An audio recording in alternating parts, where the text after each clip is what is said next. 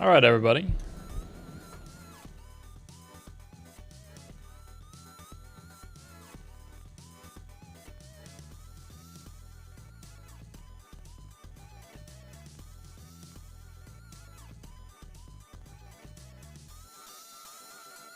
Welcome, everybody, to the Jake Don't Draw Super Show live stream experience extravaganza bonanza Super Show special edition. Primal? Primal. Carnivore lifestyle edition. Primal eating. Testosterone boosting live stream. Welcome in, everybody. Let's say hi to people in chat. Let me turn on the chat. Whoa! 500 ARS! Let's go. Thank you, Marcy Y7Z. What's up? I'll say hi to people in chat. Hello, Caterpillar. What's up, Powell? Paolo. Berrigan Slush. York. Maurin Riri. Shatter Crippo. Krista. Emmy. I just spoke in reverse. I think I just spoke fluent reverse right there. What's up, everybody? We got a packed live stream at today. We got Bastien Lepage drawing critique from the last challenge, the last 3 weeks, because we extended this challenge by a week. Tomorrow there's going to be a new challenge. Hello, I'm ready for a terrible time. You're in the right place. You're in the Jake Don't Draw live stream Super Show Primal Carnivore Edition stream. And we're already jaking it in the chat. We had a pretty good showing for this challenge here. I'm gonna talk, not about too much, then we'll get into the crits. I don't think I'm gonna be talking for 5 hours today. Maybe under 3, we'll keep it under 3 or so today. A decent amount of submissions, maybe like, looks like we got 46 layers or so, so maybe about 40 something, low 40s. Really nice works from everybody, and I really like this challenge for reasons that I'm gonna talk about. I just am a big Bastien Lepage fan. And I can sell you on why I am that, which we will get to in a minute. I must kindly ask you all, though, I have a PSA with peace and love. This is a serious message with peace and love. Please stop making your sketches 8,000 pixels tall. There's just no reason for it. And it takes me a couple extra seconds to copy and paste it into Photoshop on the crit stream. You don't gotta be doing all that, man. You don't need 8,000 pixels for your sketch. Like 20% of you guys are using like 6,000 pixels. You're not putting it on a blimp, man. What are you doing? We got I finished my challenge from the figure. My challenge from the figure. I did not take my freaking ADHD pill this morning, guys. It's not good. Right over there. I think I'm breaking my arm. After last stream, because last stream I had only had it done like partially, but now it's like done. I can show the stream. Let me show the stream. You guys probably seen it on the Instagram, but why not take the moment to flex while I can?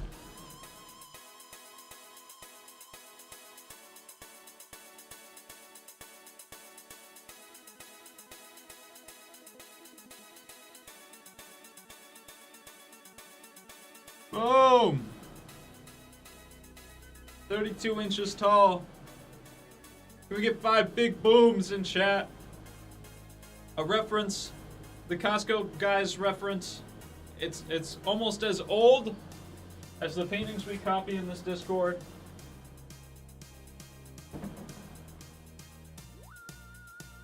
That's the type of quality we expect from the Jake Don't Draw live stream experience. Most of you guys are getting like 6,000 pixel pictures, but that's just modern smartphones just take these ridiculously huge pictures, which is fine. It's not your fault. You don't got to downscale it. If you're making digital art, though, it's really you're not putting it on a billboard, all right? It was a fun one. It was a good challenge. I think next challenge rather is going to be a landscape master copy. I haven't picked it out yet. Probably a Leviton, maybe a Mondstadt, maybe a Shishkin. I just don't know if I have a good Shishkin that I want to do.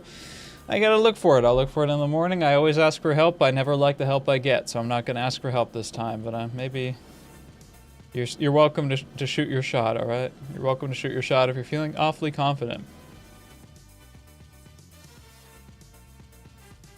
I don't know how much more I even got to say. let me just start talking about some challenge stuff here. We're gonna just get right into it. I don't have some sort of grand social idea.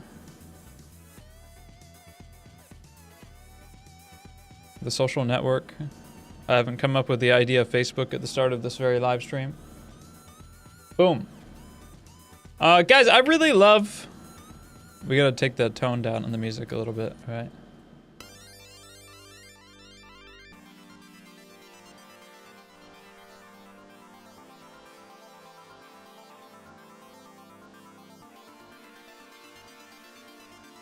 Why is this not... Why are my scratch discs full? Is my... Oh god. I have 1 gigabyte free on my PC. Hold on, guys. Is this the proper time to do this? Which means... I'm sure I don't need this. I'm sure I don't need these recordings. Let me just dump like 30 gigs of footage real quick. This is exactly the type of content we need.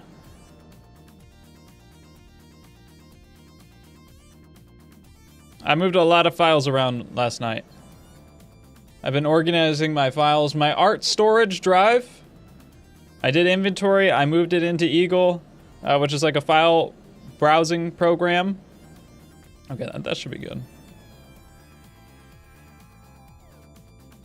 70 gigabytes in the trash can. Okay, there we go. I have about 85,000 images of art in my art drives. The inventory has been taken last night, okay? All right, there we go. We should be good now.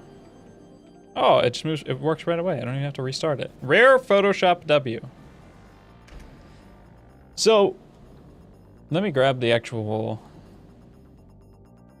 I want to talk to you guys about why I like the challenge photo that I chose for this, and some of the traits that I just like in general, and a lot of stuff that's been inspiring me lately.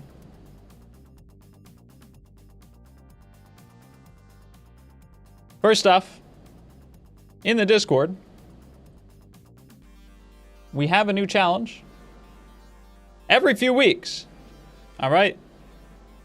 This challenge was a portrait master copy of the famous 19th century artist who died in the early 1880s, maybe 1884, I believe he died.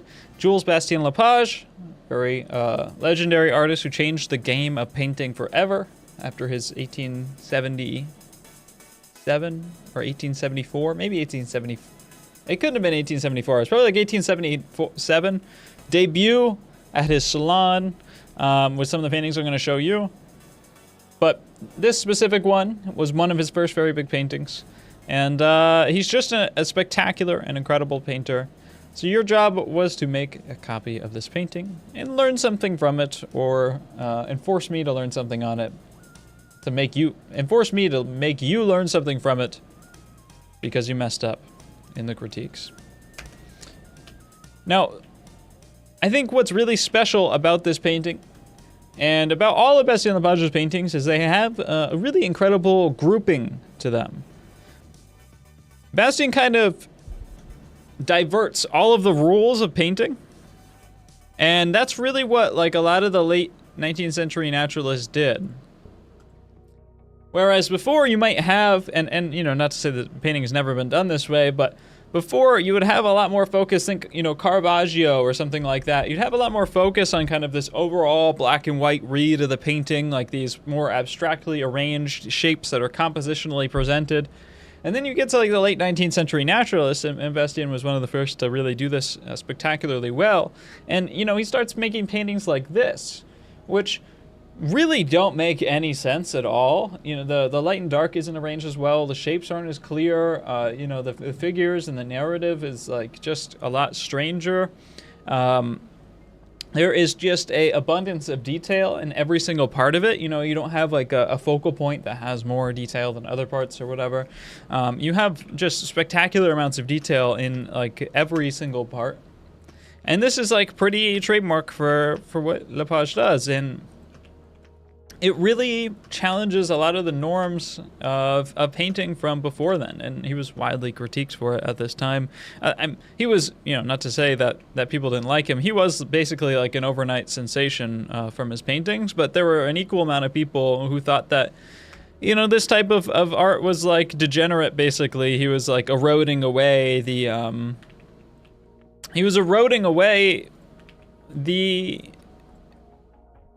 more like traditional appreciation of composition and detail, or composition and arrangement of forms and lights and color and all that stuff. And instead he was replacing it with like an overabundance of basically slop detail. I'm going to be talking a lot more about this in my next YouTube video, which will be coming out here in a couple weeks or so, but what's really interesting, I think, about these is that you need like a really strong strategy in order to be able to break down even our reference, which is this portrait, which let me copy in here. Even to be able to break down just a simple portrait by him, you need a different strategy, right? Like a lot of us are taught to learn how to draw by separating the light and shadow. We get these reference images which are very dramatic, have this large contrast between the light and shadow. And then you get to a Bastien and there is no like big shadow shapes. There are no like clear shapes to copy, right? Everything is in the lights. And it really challenges you if you're only used to like learning how to draw through just like flipping the reference image upside down and copying the light and dark shapes, right? You don't have the tools at all to be able to do this, right? And so there's a few different kind of big components that need to go into actually, making and working on art. I don't have a chat on the screen. There we go. Making and working on art that is more of this naturalist style. One of those, and probably one of the most important ones, is just an understanding of form, right? You need a really strong understanding of three-dimensional form and exactly how, actual things behave in space. You need to understand anatomy. You need to understand that 3D sculptural feeling of everything, because you need to work with the light. You don't have light and shadow to turn the form for you. You need to work all within that big light group. Of course there is still shadow, but you don't have like that clear separation. And two, you need really good value grouping, right? Or just grouping in general. So even though things are incredibly chaotic, they have to average out into large groups. And you can make whatever changes you want within the groups, but if you lose track of those groups, right? Let me, I can demonstrate.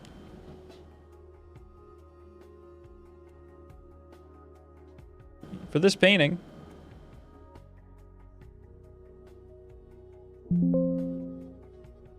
we have this big group of the ground, which is just basically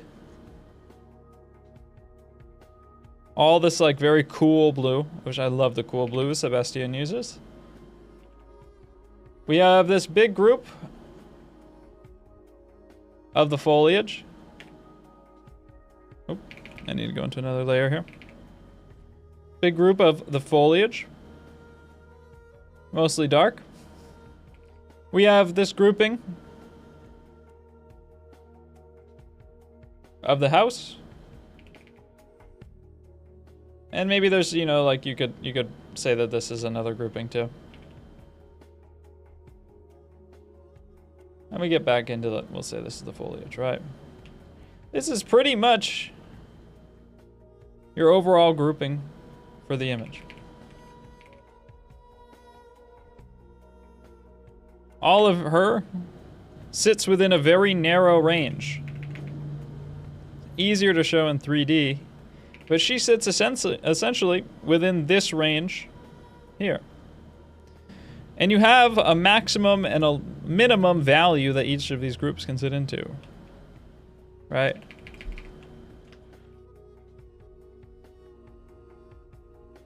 This is essentially our image and the read of it. Maybe even more compressed than that. And the problem that can occur is that if you want to add detailing and stuff to the grass, you want to add more leaves, well, you might start to slowly increase your values more and more. Maybe maybe at first you're working and you're adding in your blades of grass and your leaves and stuff like that, and you're like, oh, I just want them to pop a little bit more, and you start doing this and you're really focused on it, and then all of a sudden, you know, you keep working your way up the values more and more and more, and they start to leave the groups, right? Same with the dress. Oh, I just want the highlight on the dress to read a little bit more, just a little bit more, just to make sure that like people can see that there's a fold. Oh, you know, I want the shadows on her face to be a little bit darker. As soon as you leave kind of those ranges of these groups, everything, all of that organization of this very chaotic picture starts to get lost and things start to jump out. And so, and I unfortunately drew over the layer here, so the ground is like this forever. You have to be very careful about how things are put together, how the colors are arranged, the ranges of values that these shapes and forms exist within. And you have to make sure not to overshoot or undershoot them too much, because you're going to lose organization in something that's already incredibly complicated. And so I'm going to be talking about this a lot with like the actual portrait here. But I think it's nice to just kind of sit back and really admire some of the incredible sophistication of Lepage's work. You know, and what's really fun about these is the foreground too. They look like kind of almost photorealistic or like cutout figures when you look at them. But the fun part is you can get up close too, and you can really enjoy a lot of this abstraction. Like, look at all these fun colors, these like roots or something here, this like bright red, it's very saturated. We have all this leaves, all these details. Now you can see how tempting and how easy it would be to maybe, you know, make one of these just a little bit too bright, a little bit too dark, something that just really pulls a bit too much contrast, and now all of a sudden it's standing out too much. It starts to break the illusion. The ability to fit this many unique things and make them all so fun to look at inside of basically an abstract mass is just stupidly hard. The ability to do that without breaking everything that is. And just every part of it's so much fun. I mean, the blues, the greens, the yellows. I mean, this is just, it's like unimaginably good painting. That this guy was like, just a god tier painter, and everybody immediately recognized that, I think, when he started debuting in the salon, and when he was working, you know, and submitting for the Prix de Rome. He drew a lot of attention, and unfortunately he died very young. I think he died at like 26 or maybe like 30, but he died very, very young. And he only had about 10 working years, give or take. It was very unfortunate, maybe even less than that, to be honest. Maybe like 7 or 8 working years.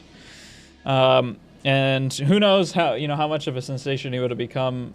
But, you know, also his death kind of accelerated. He was already very famous, but I think his death like really accelerated his the sensationalism that he was wrapped up in.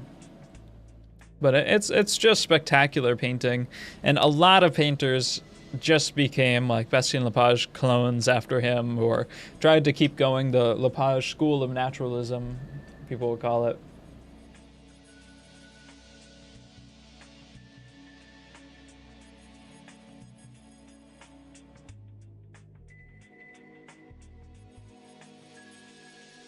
And for me, I just love the abstractions within these. There's just so much like fun, interesting abstraction, shapiness, so much design, so much imaginative, playful ideas at work within these paintings. That's just so much fun to look at.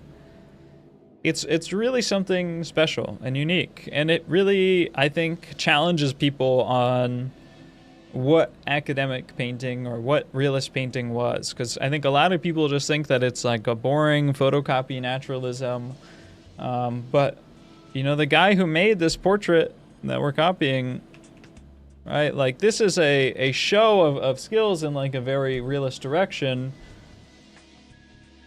But the guy knew how to play. He knew how to have fun. He knew how to do just spectacular levels of design. And that's really more what this type of training was about. And the ability to manifest that realistically, that's, you know, a great byproduct of it, but it's not the whole thing, right? All right, let's talk about talk about some crits.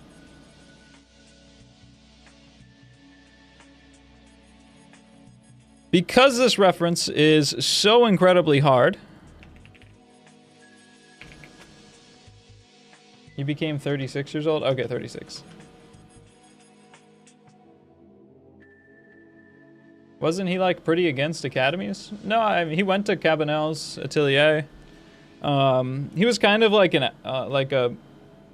not, like, super involved in the academic system, or, like, he was kind of a Sigma male loner. Like, he would apparently, like, maybe not show up to class all that often, or kind of always be working on his own stuff. But, you know, he still went to Cabanel's. He still got a lot of training. He was still very good.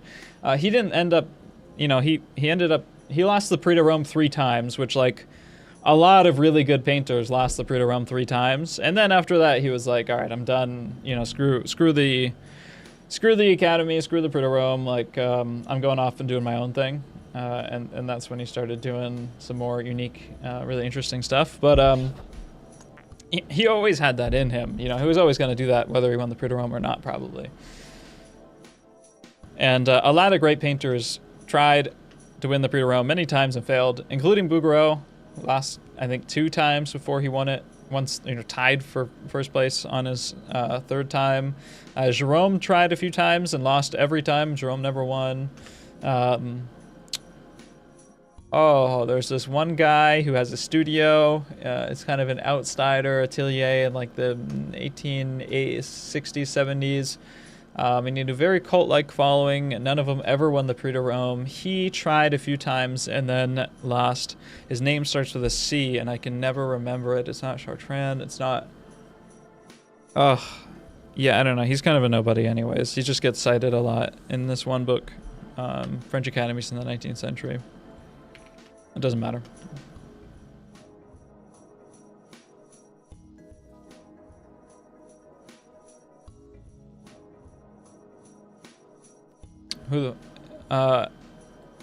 This one was the one that he kind of got, like, really robbed on. He actually tried one more time, actually. He won, he was kind of slated to win this. Jerome really, I think, wanted him to win in this competition that he submitted this painting for.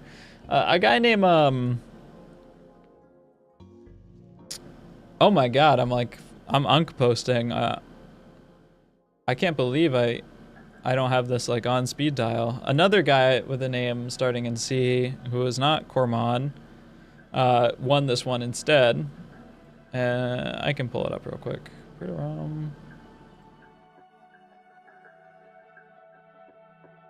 Comer. Comer won. Let me pull up a photo. I don't know. You know, Comer probably had more traits that were respected. I don't have the full, I'm not supposed to show you guys the full resolution one, so I'll show you this lower resolution one.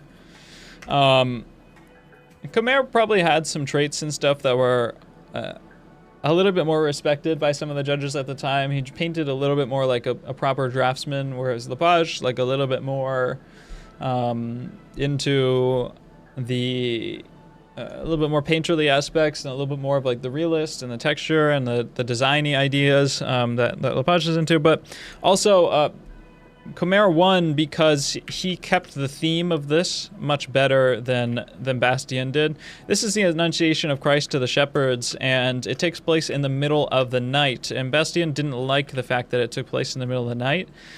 He felt like it was too hard to make a painting that was in the middle of the night, so he changed it to the crack of dawn. And because of that, the judges did not enjoy that. They did not like it. And so he did not place in this competition. And instead, Comer won. I think that was really the biggest deal. But Bastien tried one more time as well, and it was hot doo-doo. It was really bad.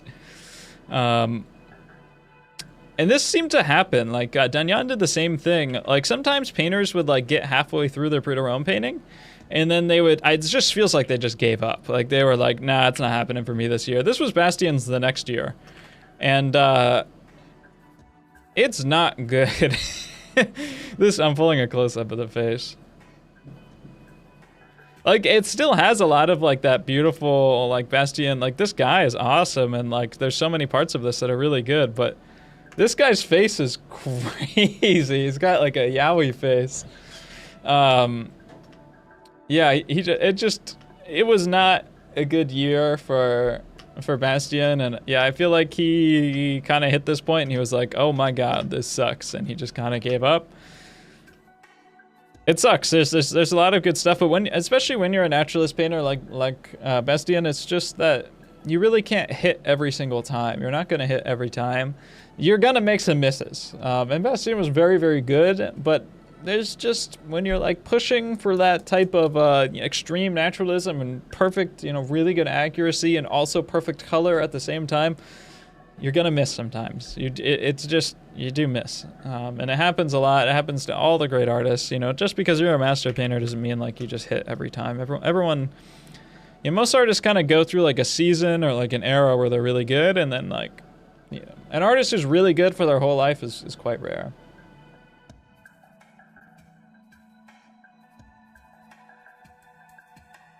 All right, everybody, let's talk about these paintings. Now that we have some context in mind, some of the things that I really like about Bastien, this idea of grouping, this idea of being able to make something feel really three-dimensional and formy within a full light environment, not heavily relying on the contrast of light and shadow.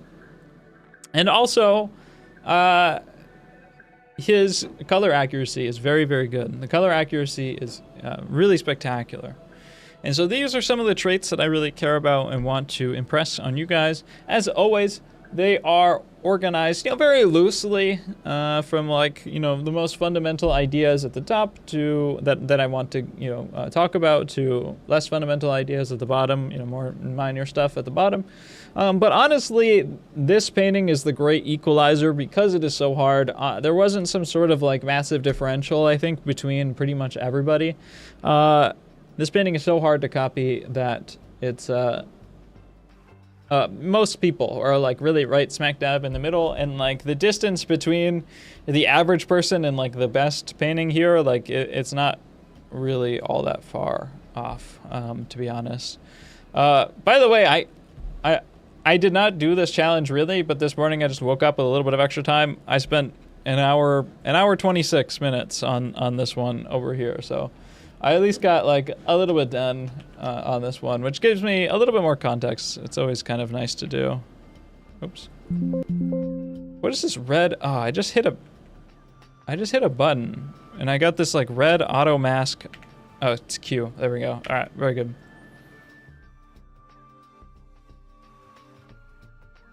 Every time I tried opening the image in Krita, it crashed. It's interesting. Might not have like enough. You might be on like a 20-year-old computer. It's like a 6,000 pixel tall image, but you should be able to open it.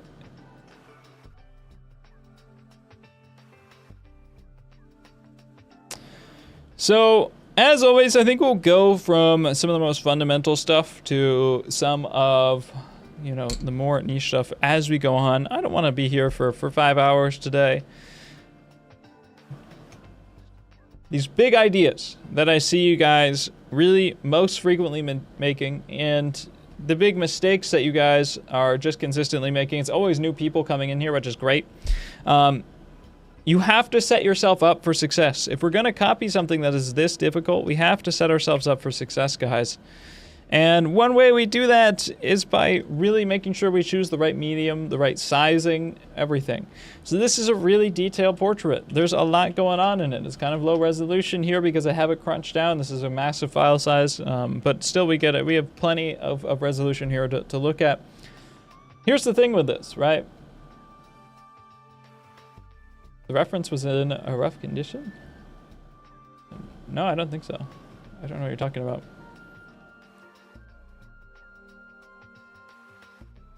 Here's the thing with this. There is a lot of fidelity to this painting. So there's a lot of folds in the skin. There's a lot of small little wrinkles. There's a lot of stuff. You need a lot of size to paint that, right? If you try to paint this full image on a piece of like letter paper, 8.5 by 11, right? That means his head is going to be this big. that is not big enough to put in any of these details, to put in the wrinkles, to put in the glasses. You're not setting yourself up for something that is possible. And so if you want to work on smaller paper, not all of us want to work big or have the means and ability to work big. If you want to work on small paper, that's fine, but just crop in on the head. Do just the head and make the head the full size of the paper. Really try to use up as much space as possible, because otherwise you just don't have enough fidelity. And that's really what I'm seeing.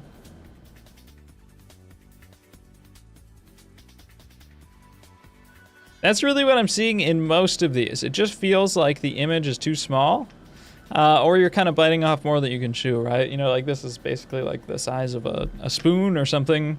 This feels like it's a little sketch on like a full piece of sketchbook paper. The size on these ones is better. Like this is the right size. There's more stuff that's working in this. And in general, I would just recommend unless you have a lot of time and a little bit of experience with figures, I probably recommend just cropping in on the head for something like this. Practice figures on the figures, just to make things easy on yourself, because there's just so much to do on this painting. It is a lot, and trying to get everything right, it's pretty tough for a lot of the beginners out there.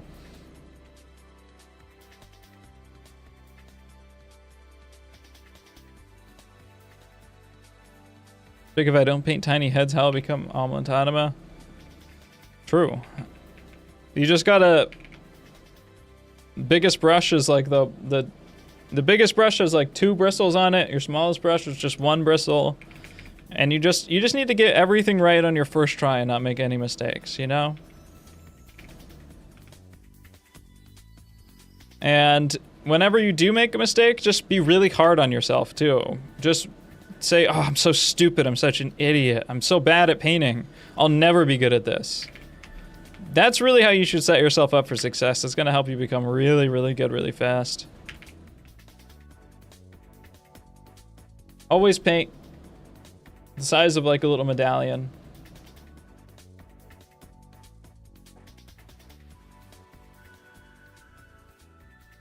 And the next thing I want to talk about, guys, and let me pull over one of these too.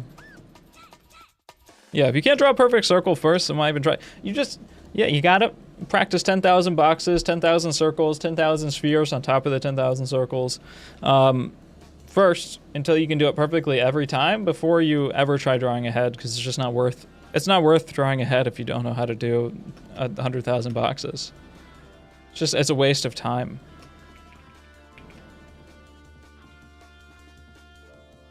And just for all the people out there who are new, I'm being incredibly sarcastic. Please don't do that. There's so many people online who do that, including me when I first started. I remember during my first year of painting, I was like,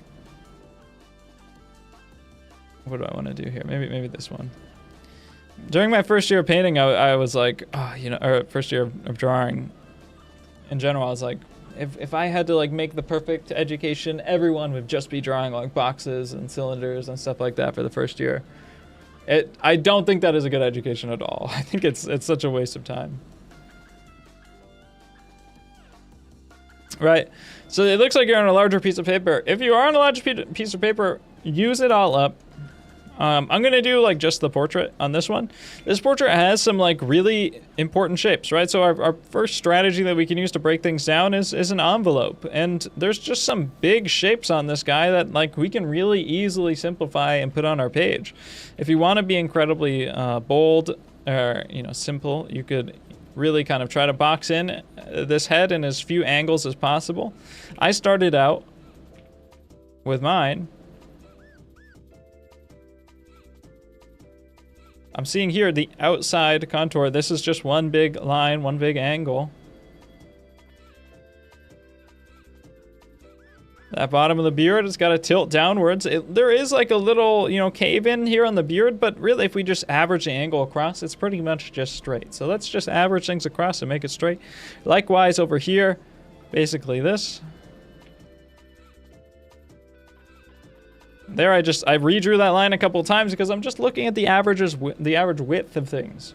I saw that this just felt, and this, that idea of something feeling and just knowing, that takes experience and practice, that just felt a little bit too narrow for me. So I popped it out to here, you know, and I might be overshooting it a little bit. I don't know. I think it's probably okay. And that's where the hat will go. And then we need like a center line on here. You know, I think center lines are incredibly helpful. And there is a tilt to the head. He's leaning his head slightly to the right. So the center line leans slightly to the right. And this is a good time, too, to practice and check your measurements, right? You should be checking the length of something to the width of something, holding out your hand and doing the comparative thumb and pencil measurement. You can Google how to do that because it's too difficult to explain just online. Croco has a good video on like the different types of drawing measurement. That I like that one a lot. Right. So now we kind of have those big shapes that you can check length to width, these big ideas. You know, we also want to think somewhat characteristically at this stage too, like what shape, if we are going to be drawing this hair over here, right? I do want to maintain that it is this swoopy, pointy shape over here, and make sure my simplifications are going in that direction. I can see how the hair is rhythmically flowing down and tying into here. So there's something maybe like this.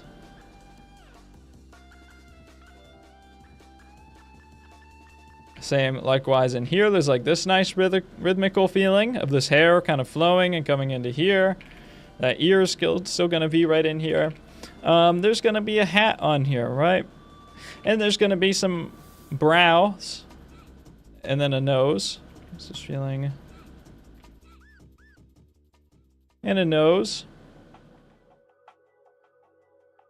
And maybe I'll split the difference on those brows. Be a mouth down to here. And maybe we need like a little more room for the beard or something like that.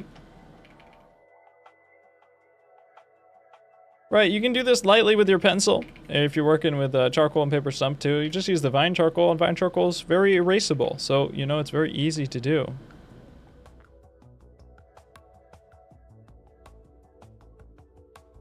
Right, so we have that hat that comes up here.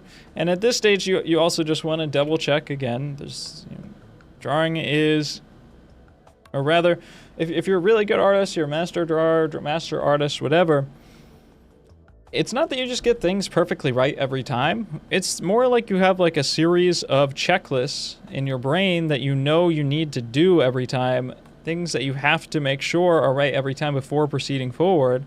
There is a level of skill of just being able to see things more easily and more naturally earlier on and not needing to take as many measurements and stuff. But there's always a certain level of measurements. There's always a certain level of double checking. There's always a certain way of approaching things that has to happen every single time. What do you think about using head construction measurements for portraits instead of on top of pure observation? Yeah, you should always use every tool that you have available, or maybe not every tool you have available. You should always use every tool that serves the purpose of what you're doing. So this is the thing that really makes, that's difficult for people who learn online to understand, and what stumped me for a long time, years even, is that you can do observation and construction at the same time. Just because you don't draw a construction line, or just because you don't do the Loomis method exactly, doesn't mean you're not constructing, right? You're still constructing if you start somebody's head like this, right? Like, you're still constructing. Even if you just do it this way, I'm still thinking like, okay, this guy, this is the front of his face, and then this is the side, and he's gonna have like an ear over here. Yeah, it's kind of a silly looking guy, but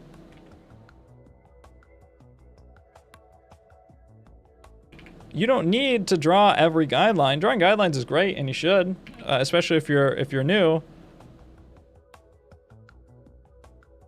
But the construction method is only there to help you learn this stuff. You don't actually need to do it every single time. You just need to use the bits and pieces, right? They're just meant to show you the types of tools that you have in your repertoire.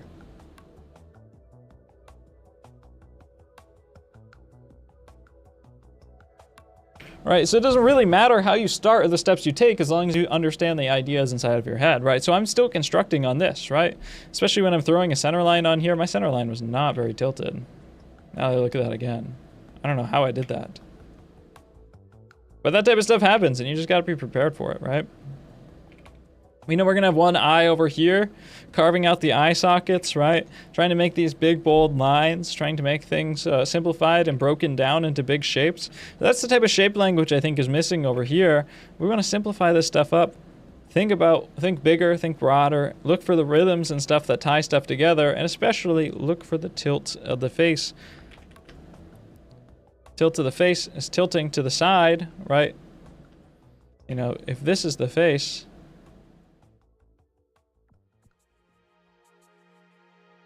what happens, you know, in this scenario, the center line's going straight up and the lines across the features going to the side. What happens if I take this center line, I tilt his head to the side? Well, these lines I tilt with it, right? And so if his head is tilting this way, the line across the features isn't going to be like this, right? Because then we're breaking that 90-degree angle. So the center line, or the line that goes across the features, has to tilt with it. Right, just like we're seeing over here. Boom, boom, boom.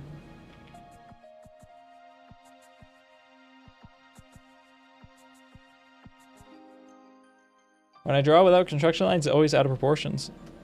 I mean, you know, I always use some amount of construction line too. I always like to throw down a center line. I think it's just best practice. But if you're out of proportions, you just gotta measure, right? You gotta always take the time, especially at this stage. Compare the width, you know, spend some time, hold out your thumb and your pencil, check the width to the height of this guy, compare it to the width versus the height of yours. I can tell that mine feels like a little bit too boxy, maybe a little bit too wide. I felt like it's too wide. That's probably like a little bit better. You know, spend the time, take those measurements. You got to do it every single drawing. The only reason like I don't do it is because I have more experience, but I still do check it at various stages throughout the drawing, you know. Let's look at one of these that's like a little bit more fleshed out, right? You know, same thing here. We want to hit the tilt of the head. So there's actually like some more formy, nicer, you know, light and shadow stuff going on here. But we want to get those bigger shapes. Like the shape of this beard is so iconic, and it really comes down and maps out like the big angles of the head on this. And we want to feel that.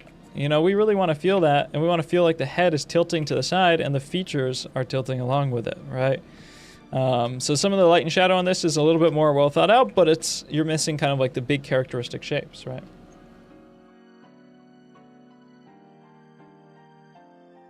Are these your student drawings? You can join the Discord in the description below. There's a new challenge every 2 weeks. Read the thing next to the Discord join. Sometimes it doesn't let you join. For the reasons that are next to it, and you know, weird Discord things. But yeah, absolutely. Anyone can participate in these critique streams. All you gotta do is just they're free. You gotta do the challenge that gets posted. New challenge tomorrow. I have an exam on still life tomorrow. Any tips? Don't draw it to moving because it's a still life. Thank you, everybody. Thank you for coming to the Jake Don't Draw live stream Super Show experience. That was a good stream. All right, let's get back to this. You know, likewise, same like these big shapes, right? I think we're thinning things up. We're losing some of those big iconic angles, those lines that can be simplified, right? Like, yes, there are ups and downs on this. But if you try to draw it like that, it's not going to work, right? And this is actually much more, you know, if you try to draw it like this line is actually far more accurate and conforming to the contour than trying to like piecemeal it, break it up.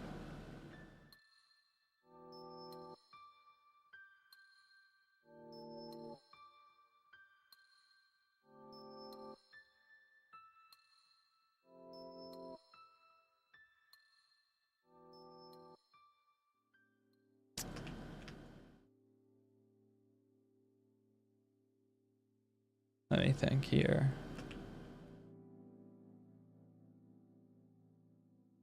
Yeah, just a little bit more drawing stuff. And then for some of y'all, for this person, and for this person, maybe we'll take this person over here. There's not some not bad drawing stuff going on in here. You know, we're just kind of lacking alignment.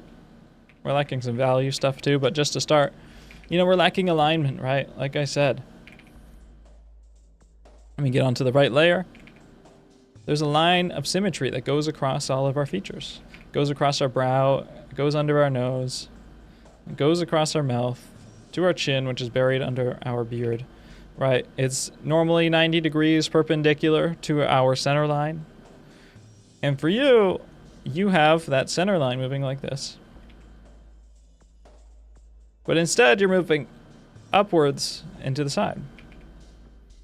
So you're kind of breaking that perpendicular relationship, and it makes it feel like the features are sitting in one plane, and then the head is rotated in another plane. And it makes it feel a lot more flat. If we were to just take this, right, and give this a rotation, let me copy it first.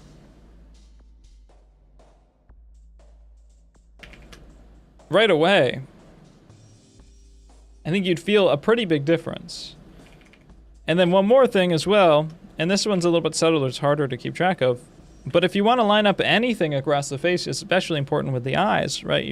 Let's say you're going to draw the eyes. They have to go on that line of symmetry as well, right? So if one corner of the eye is here, the other corner of the eye has to be on this line. If one corner of the eye is here, the other corner of the eye has to be on this line. If one eyelid is here, you could draw a line across. That's going to be the top of the eyelid over here. If the bottom of the eyeball is over here, the bottom of the eyeball is over here. Right, so this whole eye kind of got moved up a little bit. You should always try to sync stuff up across the portrait, right? There's a plane change right here where it's light on top of the cheekbone and then darker as it goes around the corner. We can find that plane change just by going across. That plane change is going to be over here. It looks like it's, you know, approximately in the right spot. That is after I moved it. So the corner of the nose, if we go across that line of symmetry, the other corner of the nose is going to be here. The corner of the mouth is probably around here, and then the other corner of the mouth is going to be over here.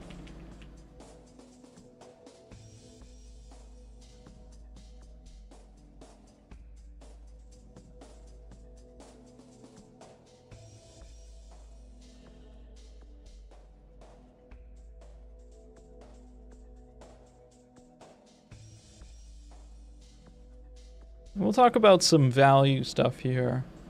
I think same idea with lining stuff up, moving a little bit slower on this, lining stuff up, maybe drawing a little bit bigger, but really just taking your time, moving a little bit slower and keeping your light areas nice and light, not so dirty and you know, mixed up with everything else. But we'll talk about values here with this next group of people.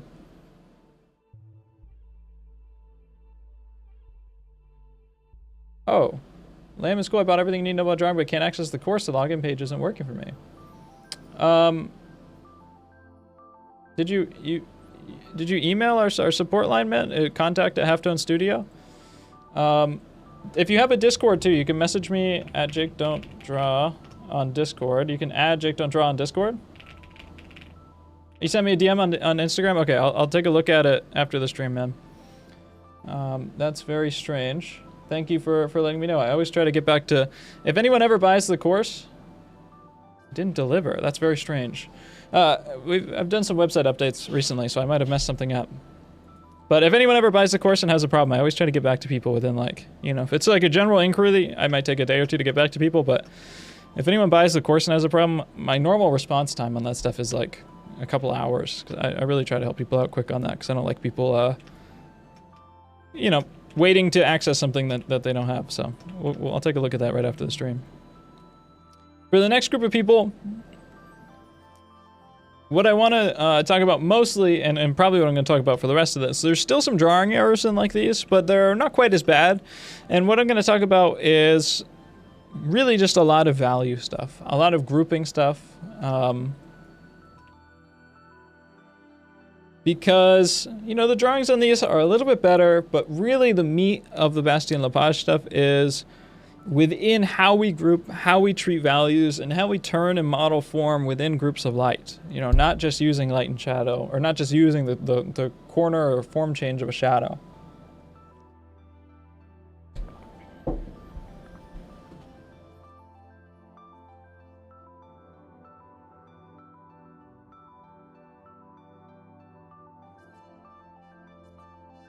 So let's grab this one over here.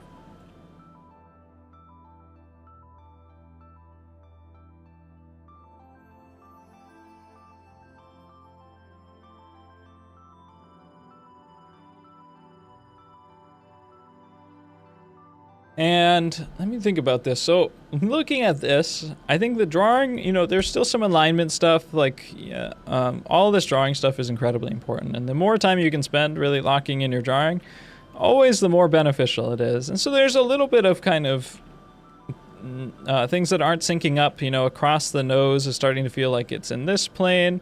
The spacing of the eye, you know, we could drop this eye down a little bit lower, but you're a little bit more, you know, locked in with the drawing. I think the biggest difference here is that there are a little bit too much change within the big groups, like I was talking about with the Joan of Arc painting at the beginning of the stream. Right, if we look at how unified this jacket is, it's a pretty well put together dark mass of clothing, right? There are light and shadow changes within it, right? There are little bits of light and dark, but let me sample. You know, this is 15 out of 100 if we look at the color picker, sorry, 26 out of 100 at the like the highlights. And then in the darks, it's like pretty much black, you know, 5 out of 10 or 0 out of 10 probably in the darkest spots, but you know, we're moving in about like a 20 or 30 point range of values. That's a decent range, but you're going like all the way down to black here, and then in the lights you're kind of coming all the way up to like 5 out of 10. So you're moving in like a range that's a good amount, maybe 50% larger than the actual value group. And it makes it so that the jacket doesn't really read as that nice unified dark mass. The amount of change that an object can have in value is more relative like to its material, right? So if his jacket was made out of pure shiny mirror metal, you know, his jacket might be both pure white and pure black and lots of values in the middle. It has a really fast change in value, but his jacket is a coarse, dense, matte material, so it doesn't have a lot of shimmer, it doesn't have a lot of shine, and in order to show that material properly, that means that we need to have a little bit of a tighter value range. And that sort of mistake is kind of all over this entire painting, but it's very evident within the jacket.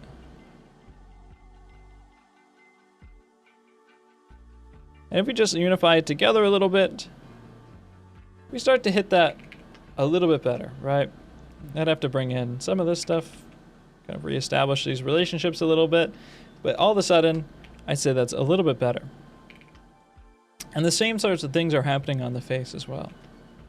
Especially, you know, within the beard, if we want to look at the beard, or really the background, I think, actually. So in order to set up a good relationship for the rest of the painting, we want to make sure that our big masses are locked in their values incredibly well. So when we look at the background,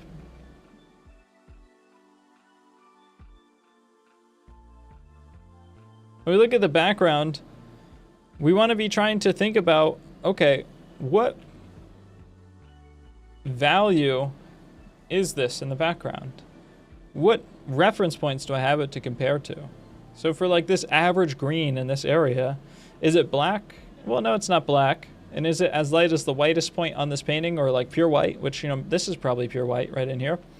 Well, no, it's clearly not pure white, and it's clearly not pure black. It's really probably somewhere in the middle, maybe a little bit closer to dark. So that tells me it's probably like a 4 out of 10 in value. And then is it, you know, purely saturated? Is it as saturated as it possibly could be? No. But is it, you know, pure gray? No. It's probably a little bit more desaturated than it is saturated, but it seems pretty in the middle. So it's probably a green that is somewhat cool. So green that's somewhat cool. It's probably, you know, right around in the middle, and it's, you know, probably around the middle point of saturation. And so that's actually, you know, it's not bad.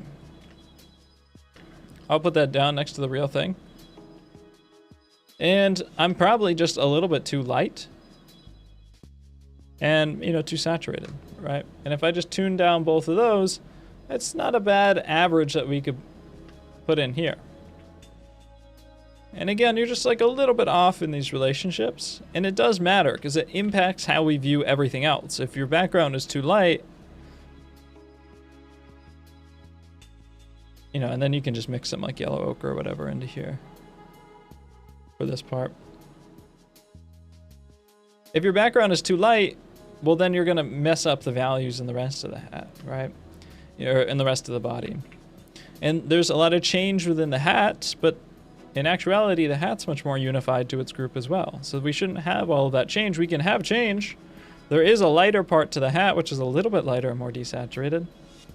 But we just don't want that change to be quite so evident, right? And it's likewise for most parts of the face. The only part where, you know, you're overstating the changes in a lot of parts over here, but you're actually understating it in an area where it really matters. You know, what is the value of like this little fold of this is the nasolabial fold around the mouth? Well, it's pretty dark. It's pretty like cool red, you know, it's maybe more in this like cool red area. It's moderately saturated, probably a little bit desaturated, and it's pretty dark. It might be like a 4 out of 10. You know, that's probably pretty good. If I were to put that down, yeah, right in there. You know, putting it down, you know, tells me that I could probably be a little bit warmer and a little bit more saturated. Maybe a little bit brighter too. Yeah, it's a pretty good value for that.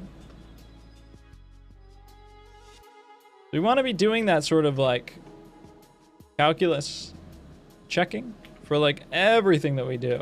We need to be darker in our shadows.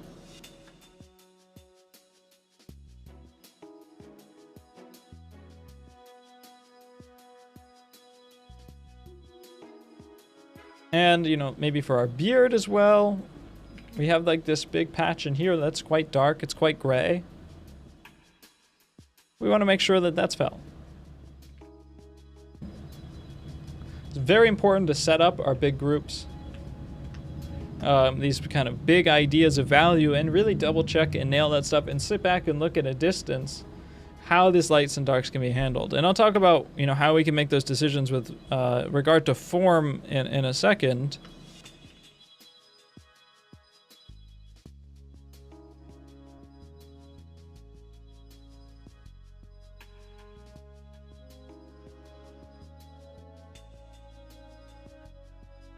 And I'll choose somebody for that. Maybe this is a good one to choose for that.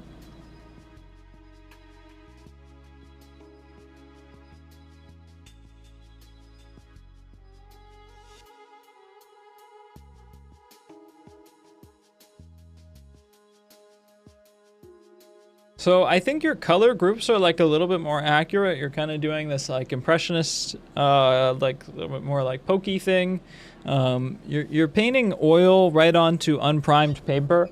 The problem with that is, you can do it if you like doing it, that's fine. But the problem with that is what happens is the oil sinks into the paper because the paper is absorbent, and so it sucks the oil out of the paint, and it gives the paint a very like matte finish to it. It loses its shine, and when when oil doesn't have shine, it makes it very hard to see the values. It makes it very hard to see the colors. You can put black down on a piece of paper, and once that paper absorbs the oil, the black doesn't look black anymore. It looks like a 3 out of 10 gray or a 2 out of 10 gray.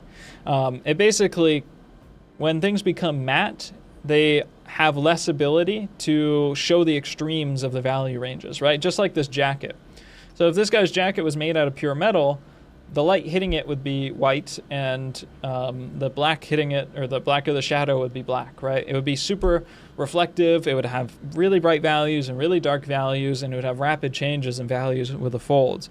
But this guy's jacket is matte. It's like a canvas, coarse texture. It really has subtle changes because of that very diffused texture of it. And so it's the same thing with oil paint. If oil paint has the oil sucked out of it by the canvas, it becomes very matte, and then you actually aren't able to see the whites as white, the blacks as black, and the saturation of colors also drops. Everything looks more foggy. Whereas if you paint on something that is a primed surface, a surface that's sealed, then you keep the oil in the paint the right amount, and the paint stays nice and shiny. That's also why you want to like varnish paintings after they dry, because that restores some of the shine on top of the paint. It gives you better viewing of the painting, more pure color.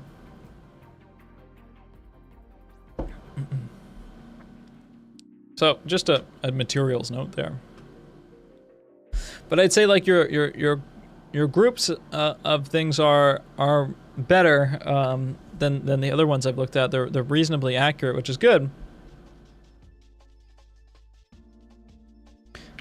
One thing is I would always suggest setting the background. How do you get that unification of color and values in traditional oil paints? Do you pick a base color to work from? I found that this portrait was impossible to pick a base color. Yeah, exactly. You do pick a base color. And so the way that I would approach this, and we'll use this as an example, that this is a good question. It's actually really hard to use this painting as an example because the color temperature of it, I'm not going to be able to like match the painting very well. We can try with this painting. If not, I'll just show you mine.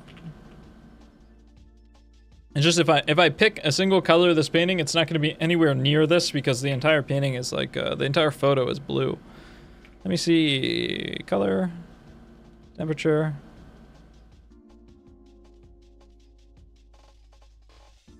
Just push the saturation a little bit too. Okay.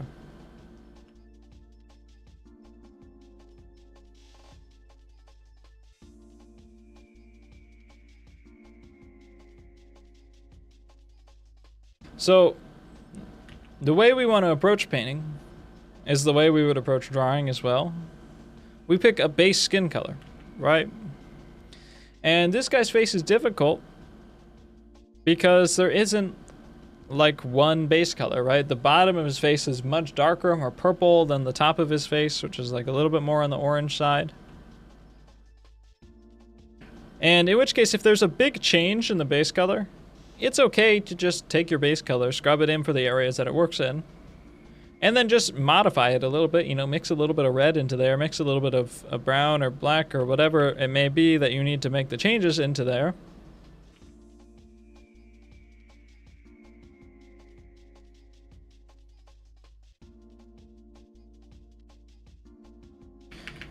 And then now, we have these kind of general groups laid out, right?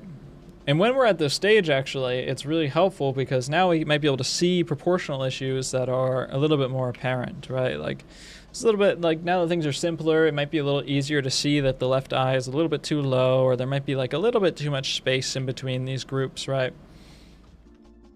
Or that the angle of the nose could probably come out a little bit more, right? Not so much of like a stair step into the nose.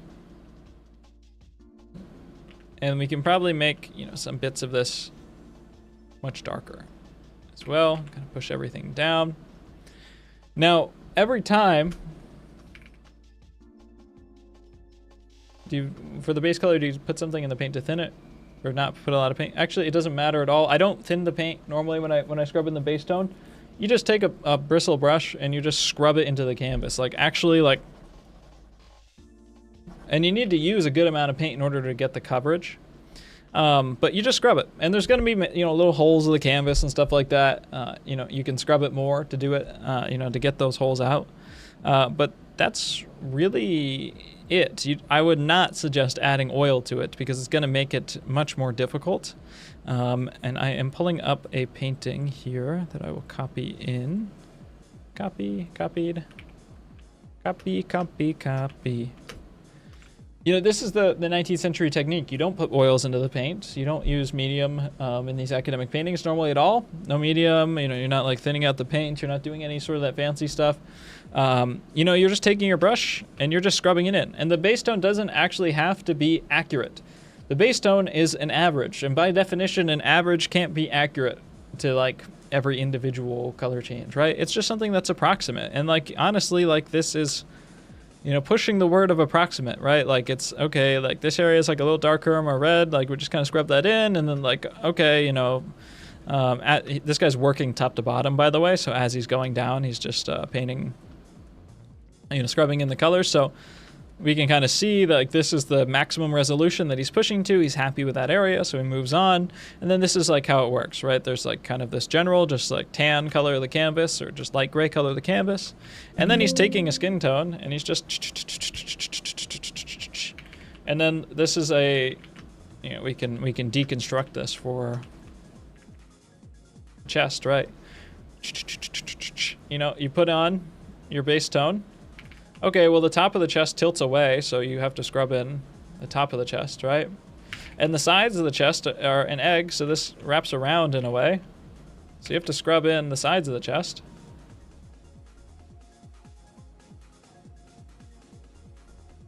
All right, and then there's a highlight down the center of the chest.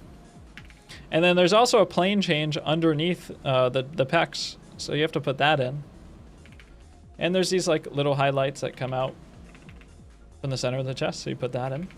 And these more specific tones, as you keep pushing into this is where you really start to push the accuracy, but you're just pushing an average at first, right? Like it's not going to be 100% accurate. There's no way to make an average accurate for every single color.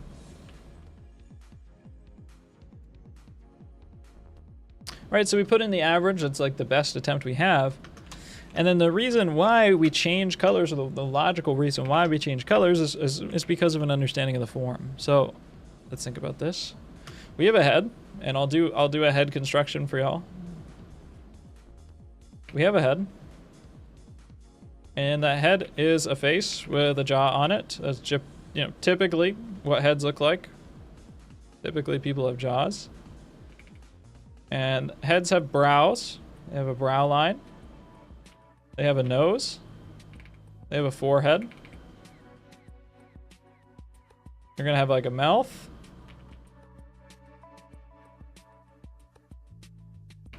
And a chin.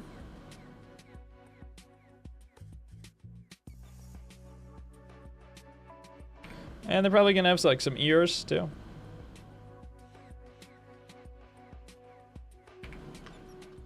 Now the face. From the 3/4 view. Our eye sockets are like a little visor that cuts into our face. This is the forehead. Right here, forehead. That's where our eye sockets are.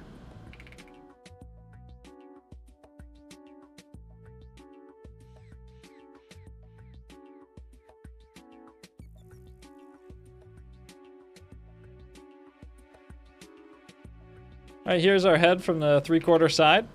All right, our eye sockets are a little socket that cut into the face, and then our cheekbone is a little plane that pushes out, right? And the job of this is that we can inset our eyeballs into here. And they're nice and protected under this big visor, and with this big plate, this big cheekbone plate under it, right? They're inset on here.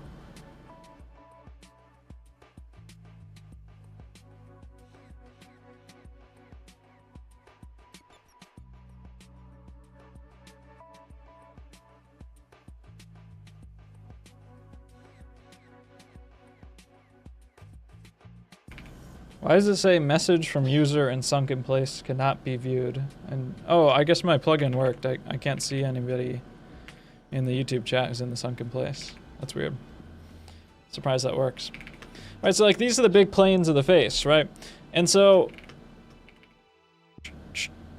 so if we have this kind of structural understanding of the face, let's just break it down to like really simple 3 planes. Actually, we'll just make it, and put this in perspective.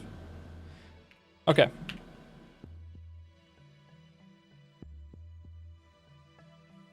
So this is the face.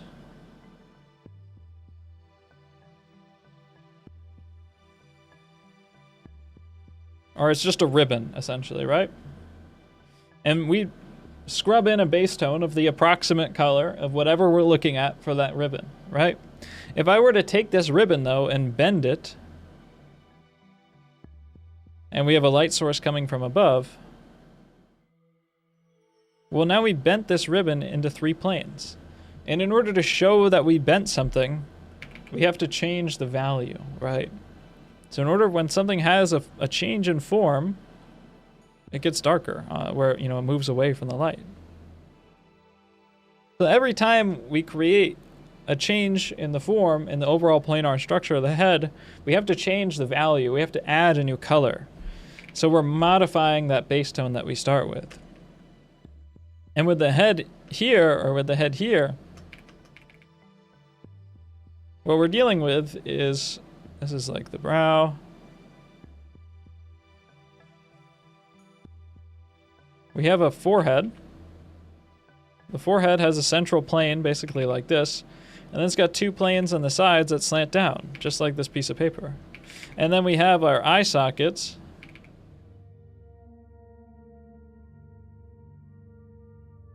which, like I said, are this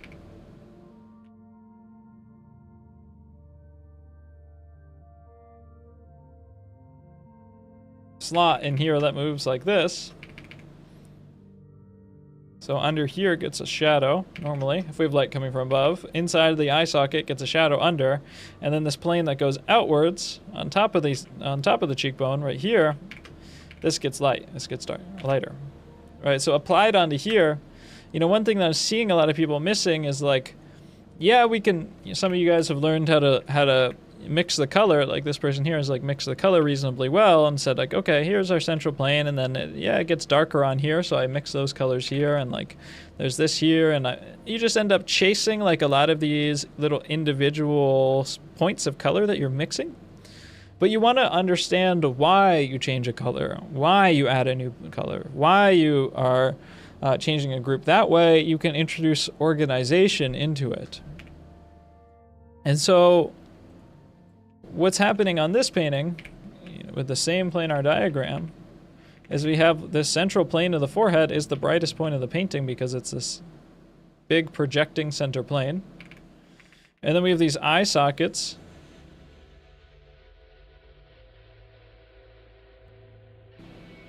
Underneath. We'll just like really simplify this. We have these eye sockets. We have our nose, which projects outwards. Underneath our nose, we have these highlights here on top of the cheekbones because that's where that cheekbone is pointing out. This rest of the face is falling away, but the muzzle of the mouth is pointing out a little bit.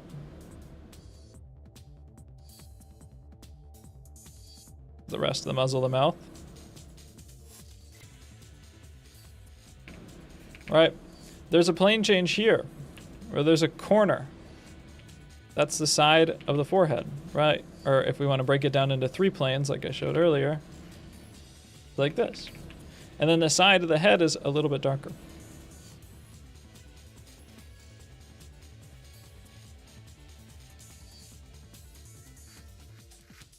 All right, so that's the big structure that we're going for on here. And we want to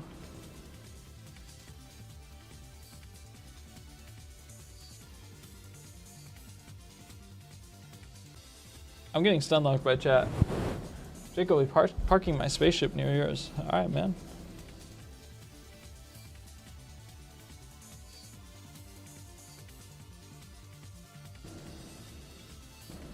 We want to have a little bit more unity within these groups, right? So here's our center plane. Needs to be unified into this group. Here's our side plane of the forehead, which is starting to taper away. Here's the side of the face. That no value on the side of the face hits this super bright value because it's all on the side, right? It's not facing the light as much as anything in the center plane of the forehead. So we don't want to reuse the same light value that we use for the forehead on the side of the face. We can reuse it for like this highlight here because this is facing the same direction as this, but there's no point of the side of the face which is facing this direction. Doesn't make sense. You know, it can be a little bit lighter, but it can't leave the group. It can't leave the group. You know, you could get away with this if you want.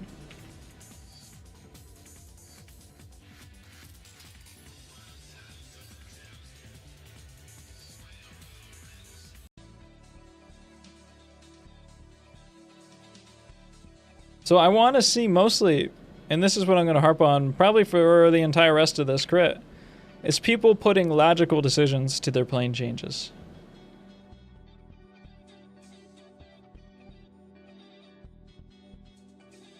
And we can do that exactly the same here in black and white, right? So with this, you know, we have the center of the forehead, which you did a nice job, like not making the wrinkles and stuff too bright. But let's just make sure that the side of the face feels a little bit different in value than the center of the forehead. All right, let's make sure that this drops off in value just a little bit. And the side of the nose is not as bright as any point of the forehead. All right, this pulls out towards here. That looks pretty good. We can reuse the value for the top of our cheekbones.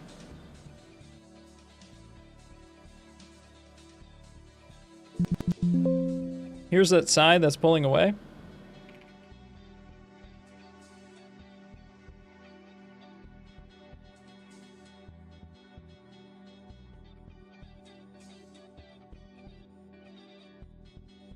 Here's that underside of the nose. We want to make sure that we really close that off. Make sure that's very strong and felt.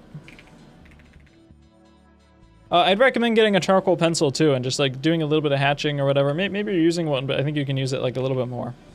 Just pushing in some of this hatching and stuff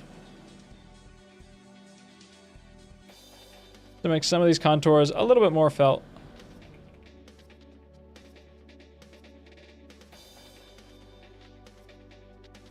Stuff is aligned pretty well. And take a nice clean stump or something. And you can push just a little bit of contrast onto some of these plane changes, just to show that they're happening. And there's, you know, general, there's kind of big general form stuff that and drawing stuff that can happen, but those value groups are very important.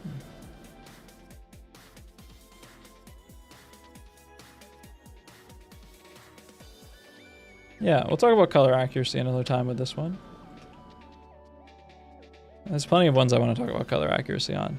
But for a lot of these, it's kind of like a similar thing, right? Where it's like, I think we can probably draw bigger and just like invest more time. Like honestly, for a lot of you guys, it's just like, I would invest more time. You know, like this one is really nice. It has most of the elements. The only thing that I have to say is that like, there's just, doesn't feel like there's a strong enough contrast on some of these shadow groupings to really differentiate them. And then it just feels like you just need a couple more sessions. You just need like a little bit more time to really invest in this. You know, it's like a little bit too small, a little bit too delicate. Like the edges are not, you know, I think quite defined enough on the shadow groupings, right? Where you can really feel, you know, not making our reflected lights too strong, having some of this stuff grouped together, keeping the alignment of the eyes strong.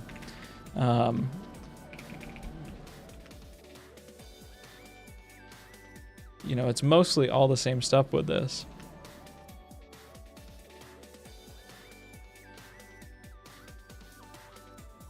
I started art at 19 100% because of you, and I'm happy. Oh, thank you, man. I started art at 19 as well, so you're on the right, you're on pace. Just keep practicing. Okay, let's talk about some color accuracy stuff again because I think it's very important. One is getting the color accuracy or background is very, very important. But two, you know, like I think you have like, you know, maybe this is like a good base tone mixed in, but really make sure that you push, you know, if we don't have, you know, really hard separation between light and shadow, make sure that where we do have strong value contrast, like in the folds of the face, under the eye sockets,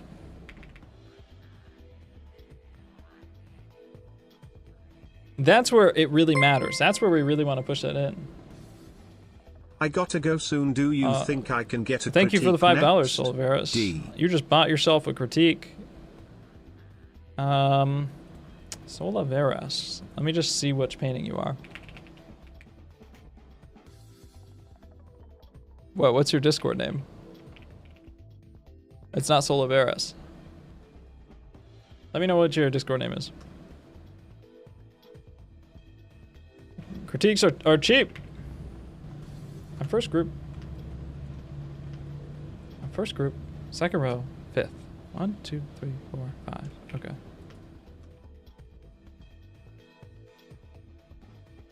Don't have time for a background. If you don't got time for the background, that's like the second or the first thing you do. You know, I think it's important to set that up first. Yeah, before I would even go in, because it really sets the, you know, you don't have to, I just want you to block in the approximate color. No, one behind, sorry. 1, 2, 3, 4. Okay, yeah, I probably deleted one.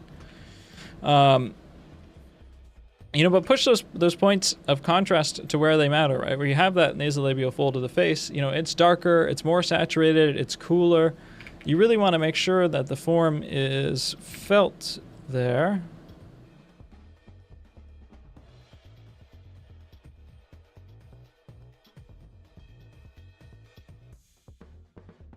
And likewise with under the eye, probably a little bit too saturated in here. And when you do this, it always feels like, you know, it's really important to establish these things as early as possible, because when you do this now, it feels like, oh my God, like I'm putting like clown makeup on this guy. But that's because it's being done too late, right? And you want to establish that, you know, a little bit of this is just like a very glary photo. But also,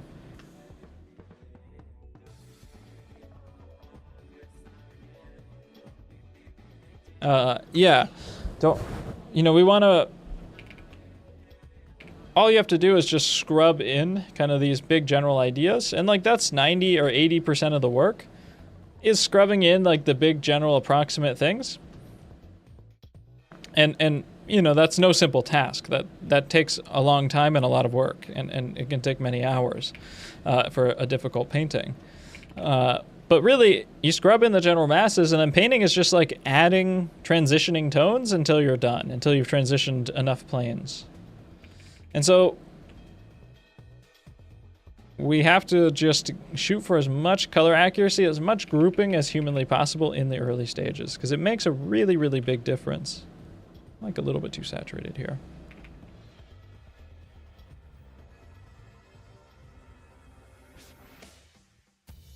Really try to get that grouping in there.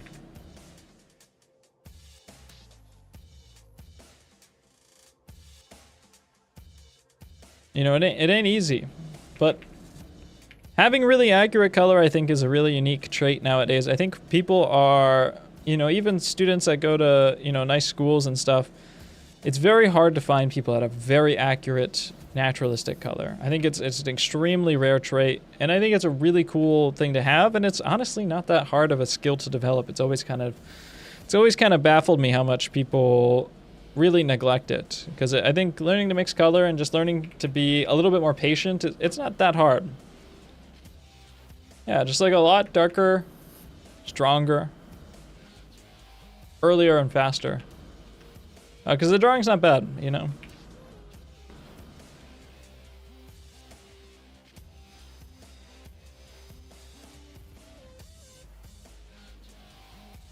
Let me hook up the Soliveras guy. Oh, I don't want to delete that.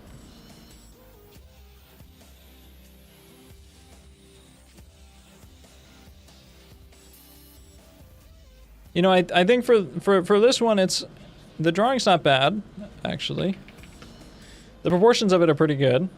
But I think you just need to really try to not push around all of your material in order to, you know, like make things happen. You know, try to be like a little bit more logical in the way that you keep this stuff. So one is it's just graphite doesn't go very dark. I would recommend, you know, charcoal pencil or something. It's helpful. A nice Conte pencil just can go a lot darker with a paper stump. Otherwise, you're going to be working in like a reduced range if you only are using like HB graphite. But try to keep this stuff, you know, the nice white of the paper. That way you preserve some of the contrast. Because as it feels right now, you know, we have a nice shadow on the bottom of the nose, but it's basically the same value as everything else. And so we don't get to feel the contrast between the lights and shadows. And that's what makes things feel three-dimensional. It's what makes things feel really interesting. So let's preserve those light values a lot more within the skin tone. And just by nature of the materials you're using, you're going to struggle with this because you just can't push this hat down far enough, you know, in value. And so it makes everything feel like a little bit wonky, and kind of you have to compress all of your shadows into like one group. But that's fine, you know, just push them down as far as you can and unify it together as much as possible. And then just save as much room or as much contrast as possible for your lights.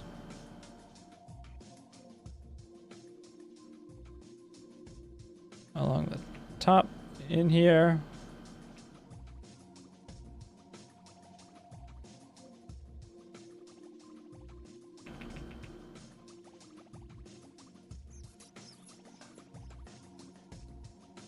Your edges between the lights and shadows are the most important thing in any painting.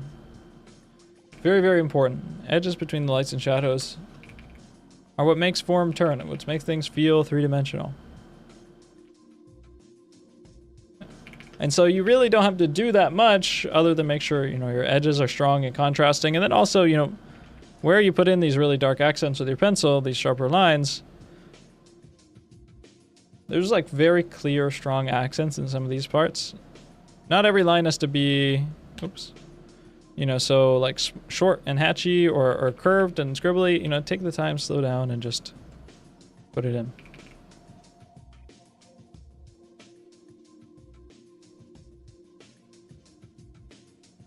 Just like that.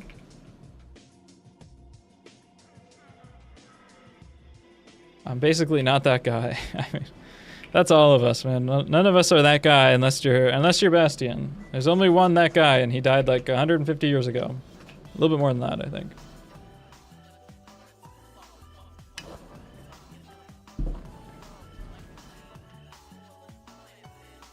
And with these, you know, it's like the same, you know, color accuracy issues, I think. This is like exactly the same crit that I gave to the guy who's first in this group, I think, with the, you know, overshadowed jacket. Same with this, you know, if you were going to modify the scene by putting fireflies, jeez. I forgot the word firefly. If you were going to do that, then, you know, it might be a good idea to kind of like look up what those look like, or like you would really only see the level of light that fireflies produce at night. In which case, you would want things to be, you know, a little bit more dark, a little darker, a little bit more nocturne-y, you know, kind of push the blue and stuff.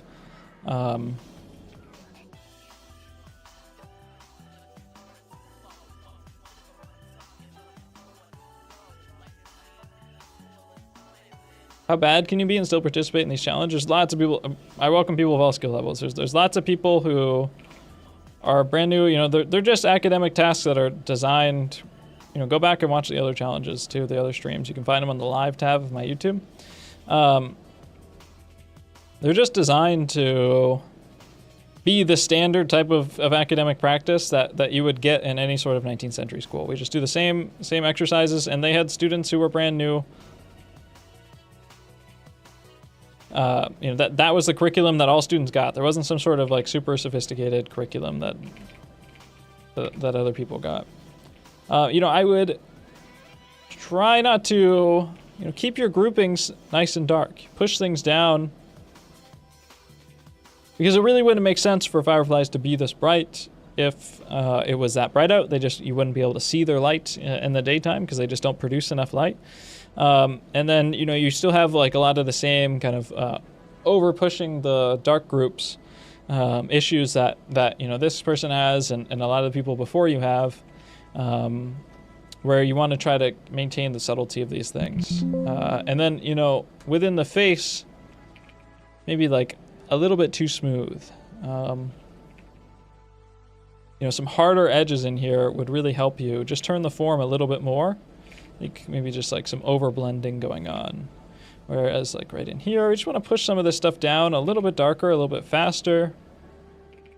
Like I said, the side of the face can be a different value than the front of the face. And under the eye sockets is nice and dark, maybe more saturated too. The side of the nose, likewise, like the side of the face, is going to be darker than the top. You get like that little spot on top of the cheekbone over here and here. Just got to be careful not to push these things outside their groups. The whites of the eyes are not actually white. They're actually very dark. If you look at the reference, there's no white spots in his eyes. There are slightly lighter spots, but they're within the group of the eye, right? So we need to stay within the group. Same with the whites of the eyes. This is a very important lesson.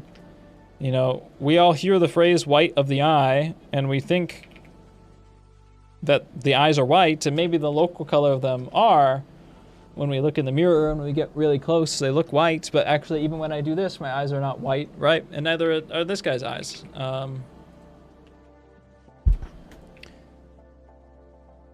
There's nothing white about this, and if we compare it to the skin tone, it's much, much darker. I'd say it's probably, you know, again, it's like a 4 out of 10, maybe a 3 out of 10 even. It's mostly gray. It's on the cooler side. So, like, let me take a guess. Let me just scramble this. I said it's like maybe 3 out of 10. I'll do like 38 on the value. I think it's pretty darn gray. And it's on the cooler side of stuff, but I'll keep it within this like slightly yellow browny color area, and then I'll put it down. Oops, let me get into the right layer. Yeah, it's pretty darn close, right? I can color pick it.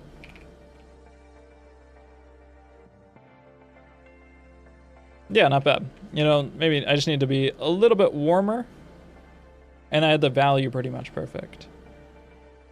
I was 2 points off. It was 4 out of 10. Ooh, a little bit of lag.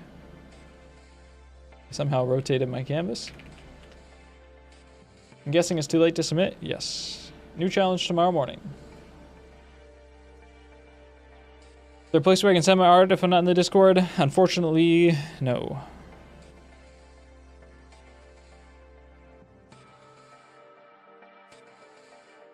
Yeah, basically the same issues for those. And that brings us to the last group. We're speed running the art crits today, guys, but that's just the way it is. That's just the way that it is. I think we've kind of hit all the big points. Some of these could be faster than others.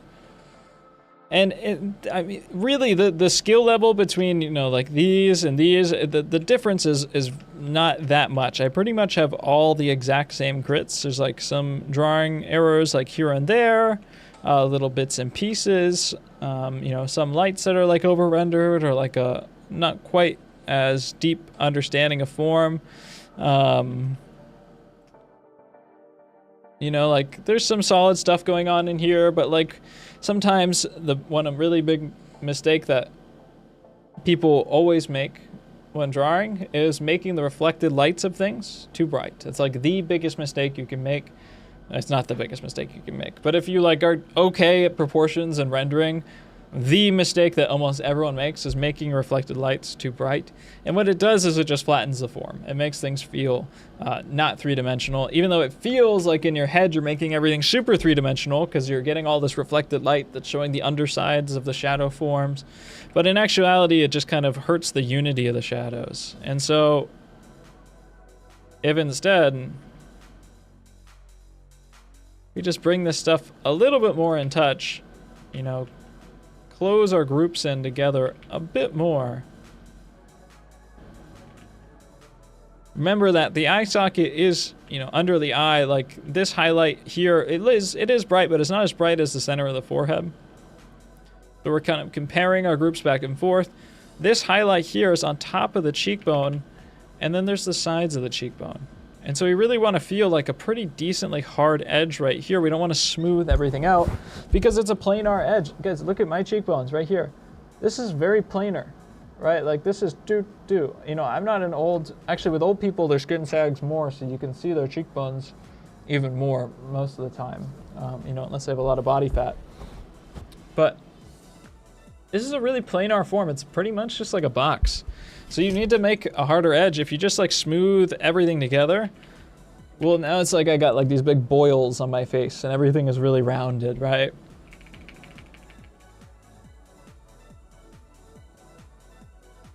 Just don't want to have too much change in everything. We should have change on the corners, the edges of things, but then not have too much change within the groups, and also not, round everything.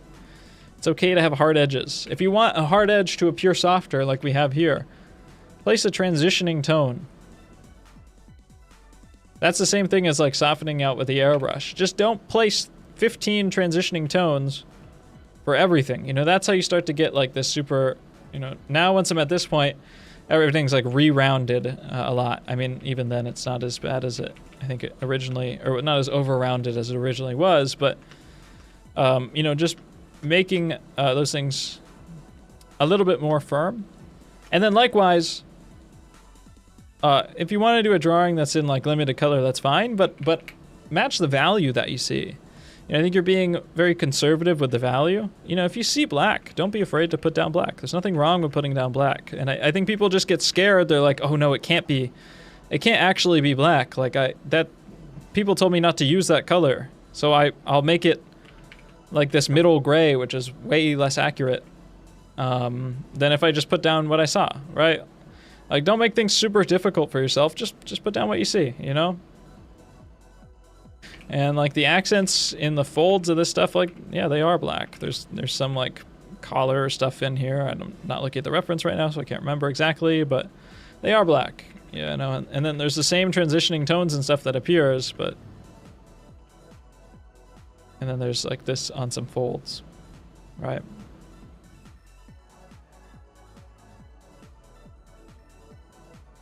Much stronger read. Any advice on the texture of the hair? Both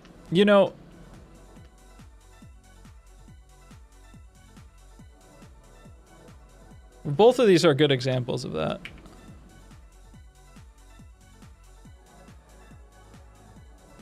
Yeah, Michael's color is pretty accurate, so more accurate.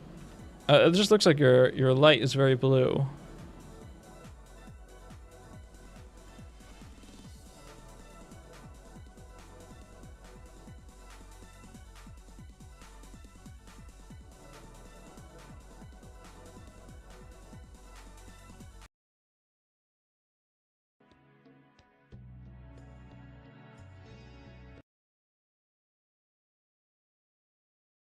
There we go.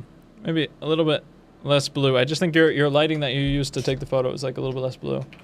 I was changing the music because there was like a dance mix going in the background. You guys, probably slightly louder for you guys than it is for me. So I didn't even realize. So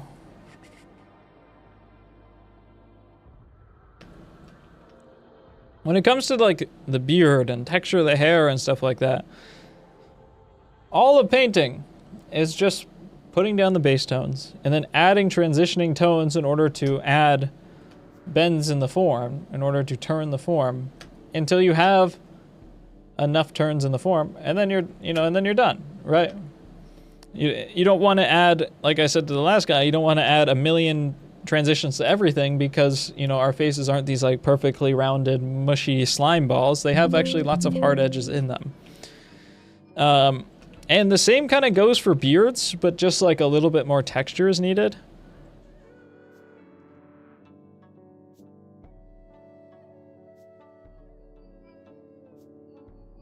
Right, so like one is there are some areas of pure white on here. You just, use a bristle brush and just drag it across. This original painting was definitely done in more than one layer. And that's how you can get some of these kind of more, let me just turn off the shape dynamic on this. There we go. That's how you can get some more of this like kind of dragged, this isn't the highest resolution because I've crunched it down, but this dragged texture across the surface. And by more than one layer, I want to just say very clearly, I don't mean that he's doing some sort of transparent layering, building up grisaille, umber underpainting technique. That was not how Bastien painted. He didn't do that. It's just impossible to make a painting this good in one day. The original painting is life-size too, so it's huge. It just takes more than one sitting to do that. Nobody paints that fast. This probably took, 50 hours or 60 hours or maybe more. So sometimes your grandpa's going to get tired of modeling, and you're going to sit the painting down, and it's going to sit there in the corner for a week or 2 weeks or whatever until you're ready to come back to it, until you have enough time again. And then the paint's dry, and then you paint over it. That's what I mean by more than one layer. When the paint is dry and you come back the other day, it's pretty easy just to put some white paint on like a really coarse, messed up bristle brush and just drag it across, and you get something like that. But the way that you kind of turn the form a little bit more intentionally is just, let's say that like this is our base block out for this. All right, like this is our base block out for this beard. Right, we wanted it to be like a little bit more rounded at the edges. Well, the way that we do that, the way we round something is we just add a transitioning tone along the edge of it, right? If you want the forehead to be more rounded at the edge, Michael's, this painting is lacking this, actually. There's a tone in between the base skin tone and the head. And it's oftentimes, this transitioning tone is more saturated between the hair or the hat or whatever and the skin tone. You need to add a more saturated, orangey tone along the edge of the hair or the hat in order to transition it.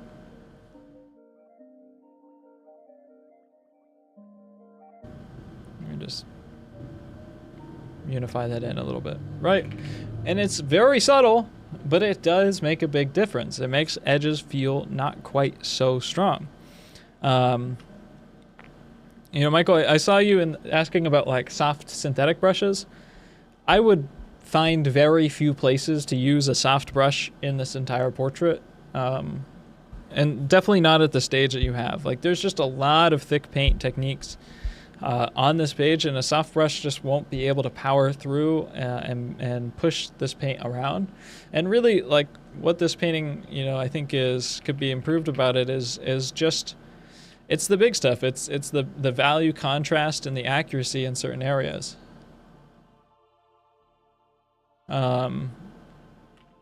It's a value contrast and accuracy in certain areas where, like, we can feel this under the nose shadow a little bit more clearly, a little bit more of a harder edge.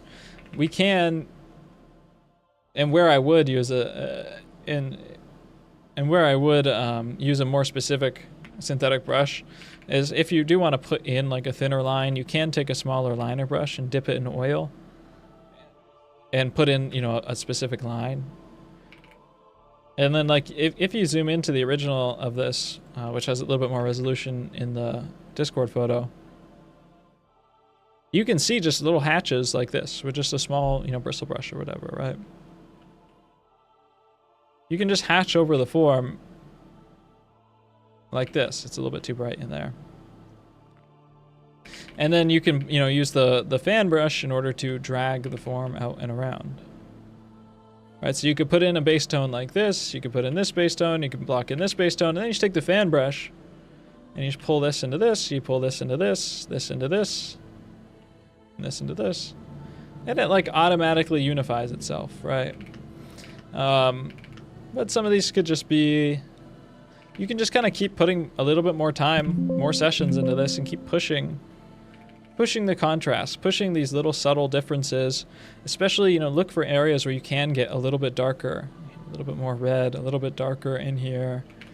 Likewise in here, it's like very, very dark right in here. It needs to be felt. Like, these little small accents make all the difference. Along the underside.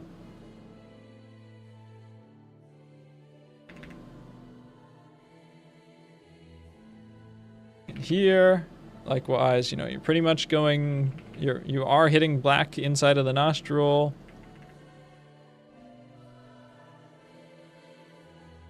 You can push some of our values down in here. It's just more time, more careful consideration of the values.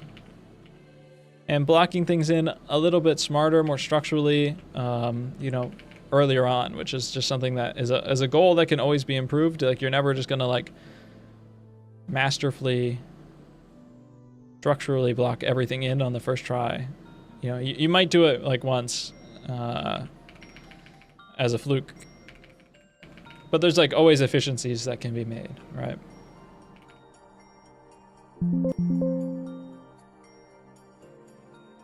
You know, and then it does look like Bastien, you know, like took a palette knife and kind of just, or a really thin brush, and did like carve out like a couple of these little hairs. But that's really stuff you can do like only at the end. And there's still just like a lot of like pushing. Oops, I'm on like a different layer for some reason. There still is like pushing a lot of darker values into here.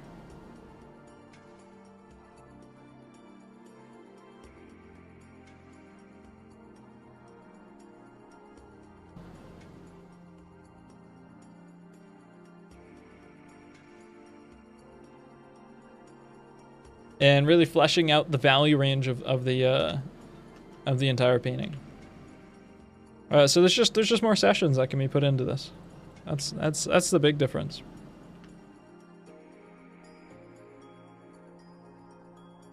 And there's a couple material things I wanted to say about this one as well. Somebody said, what about stroke direction? Yeah, you know, you want to have a good understanding of the form. That way you are always navigating your brush strokes, you know, in a direction that's meaningful to the form. You know, you don't always have to go. Why am I not drawing?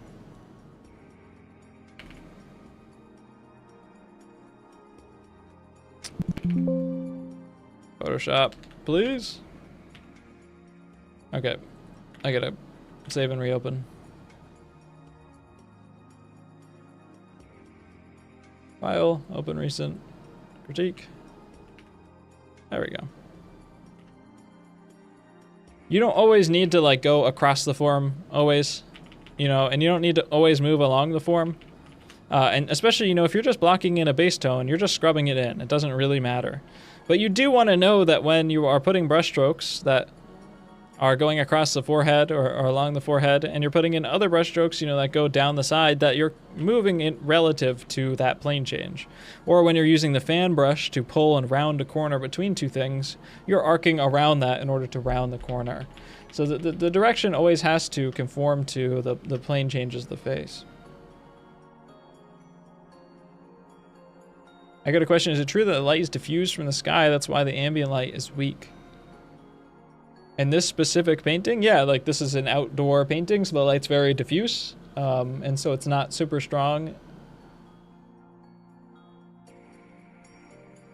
About the pure white places, I recently found the difference in pure white and titanium white. Couldn't hit colors accurately because of this partial transparency. Oh, you only had zinc white? Yeah, I only painted with titanium for years. Now I have titanium and zinc on my palette all the time. Because you do need a more, titanium white isn't able to hit some very minor, you know, top 3%, top 5% colors, you know, that are very saturated and warm at the same time. It can do a really good job. But you know, zinc white is more transparent, so it can hit more saturated, bright colors. So I always have both in my palette now. But yeah, I don't know. Yeah. Last time I critiqued this person for the colors not being quite accurate enough. And I think the color accuracy has improved here. I'm not sure if you're using like a limited palette or something, but you know, just to say, like, you do need a lot of colors to make a naturalist painting like the one that Lepage has here, especially, you know, getting these greens. Like, you kind of do need, you know, viridian green on your palette. You do need a cadmium yellow on your palette. You do need ultramarine blue and probably a cerulean blue or something that's a little bit of like a more sky bluey color that's very saturated with a high tinting strength. you know, in order to make this variety of greens, especially that are like blue and cool and saturated and also very, you know, warm and yellow, you do need quite a few pigments on your palette. So it's possible that you're just trying to like use a Zorn palette to, which you definitely have some, you know, you definitely have an ultramarine blue on here. But it's possible you're just trying to use, you don't have enough pigments on your palette in order to hit that. But I think you have trended in the right direction. This is more color accurate than the other one you painted, which is good.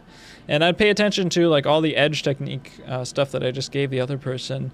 You know, one thing I did want to say about this, and you know, this is the resolution's a little crunched. Well, let me pull up the full res here. 1 second.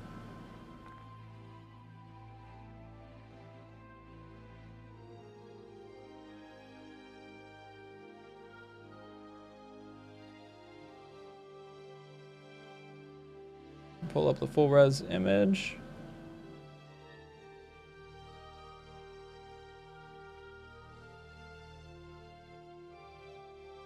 Please?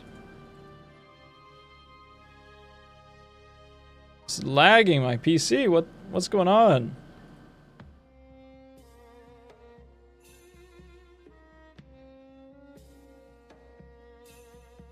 I shouldn't be saving this off of the browser. I have it on my computer. I could just search Bastien and it would come up. But I've already committed to this. Copy. Now I understand why that person said their Krita crashed every time they put this in.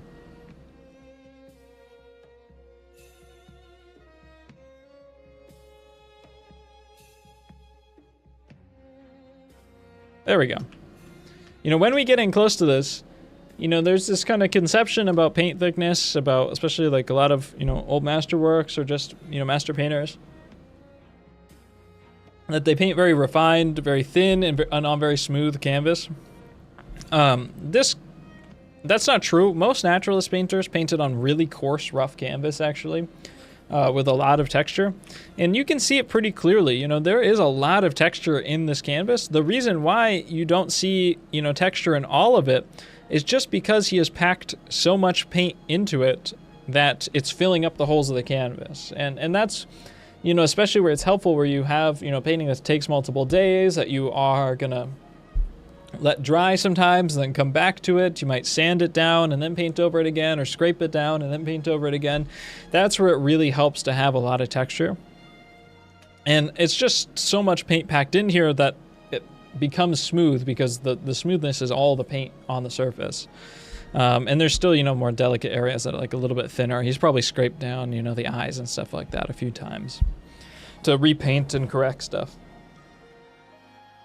And the paint does build up pretty thick on this. And if we go and look, you know, at yours, and again, like the resolution's a little bit crunched on this, but I had to look at it. The paint texture is pretty uniform all over, and I would recommend pushing down, you know, thicker brush strokes. You know, it's okay to put down like a serious amount of paint, you know, especially areas like the hat, to kind of scrub in that general base tone, and then to put down, you know, thicker hatched marks on here. And I think you can get better results. And if you're working over multiple sessions, you know, and you can block in pretty broadly and then take a palette knife, scrape it, and then paint over it the next session. That way you still have more texture to work on top of. But all the same critique for all the people above, and Michael, applies to you.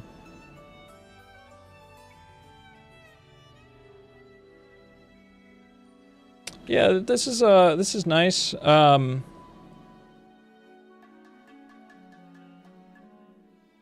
think the accuracy is pretty good. Let me think here.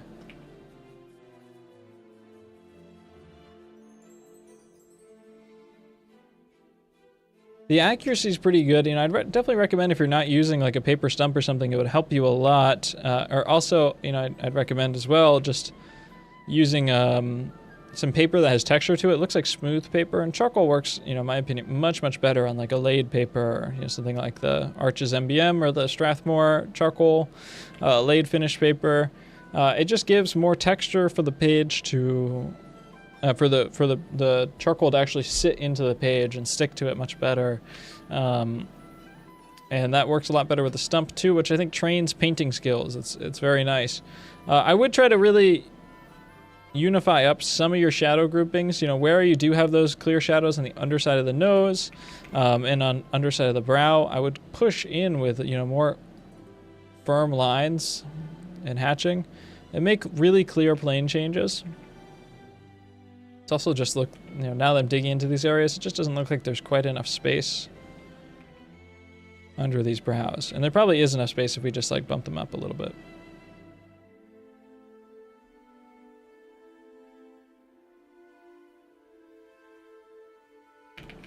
You know, and then, yeah, I would take a stump here and just move it along the side like this, just to integrate the side into here. You know, I'd really try to carve out a highlight spot here on top of the cheekbone, and then I'd, you know, pull a stump or whatever alongside here, and likewise alongside this nasolabial fold as well. That way we're pulling out and around and unifying these spots in together.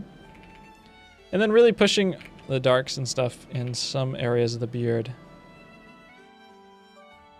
down. What's your approach to likeness, more measurements? I think measurements only get you so far, you know, like measurements get you like just kind of the big length versus width stuff, but like, you know, measurements get you this stuff really well.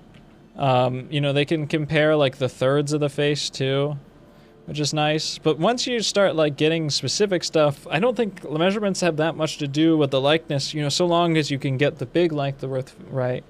You know, I think likeness is more paying attention to kind of these characteristic traits of the person and what, you know, makes them more individually look like themselves, which is a little bit more of an abstract concept that doesn't have a specific rule to it. But I think it's a collection of paying attention to rhythms. You know, like one rhythm I'm seeing is like we have like the top of the ear flows into here. That's where this like nasolabial fold comes out, and then we have that separation in the beard. You know, these are a lot of the angles and rhythms and flow that I would be checking to make sure that that same language exists within mine. You know, when working on this, I did see this guy's nose is very important. It's very important, but I think it's a little bit flattened out and a little bit wide. It doesn't feel exactly like his nose, that kind of, whereas in the reference, we really do wrap around to the central column.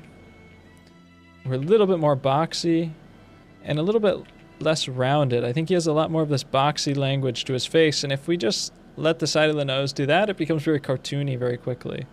So it's very important to understand these characteristic ideas. Is this person more boxy in general? This guy's very square in general.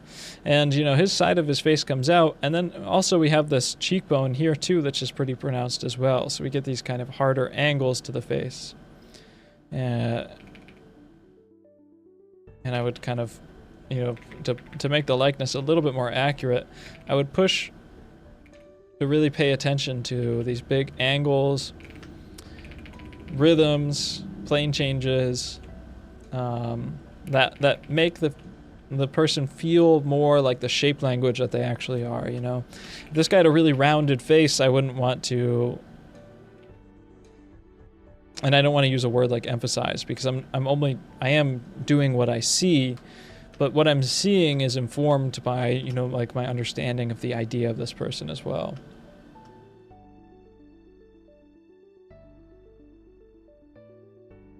If I want to add a layer like yellow over a red one, should I add more than one to be more vibrant? I recommend, this guy who painted this did not know how to glaze paint. He did not know how to add layers or glazing. He painted everything directly. You know, he did multiple layers, but that's just because it can't be painted all in one day. So sometimes you set it aside and it dries, like I said the other day. But it was not standard practice for the almost the entire 19th century, pretty much the entire 19th century, to do layering, to do glazing, to do that type of stuff. Most painters at the time didn't really know how to do it. And so I love these guys. I love these painters. And to me, I don't like, I don't teach that stuff because I don't think it's super necessary. There are scenarios where layering is somewhat helpful, but I don't think it's super helpful for modeling a portrait. And so I would answer your question by telling you that's not how I would approach it.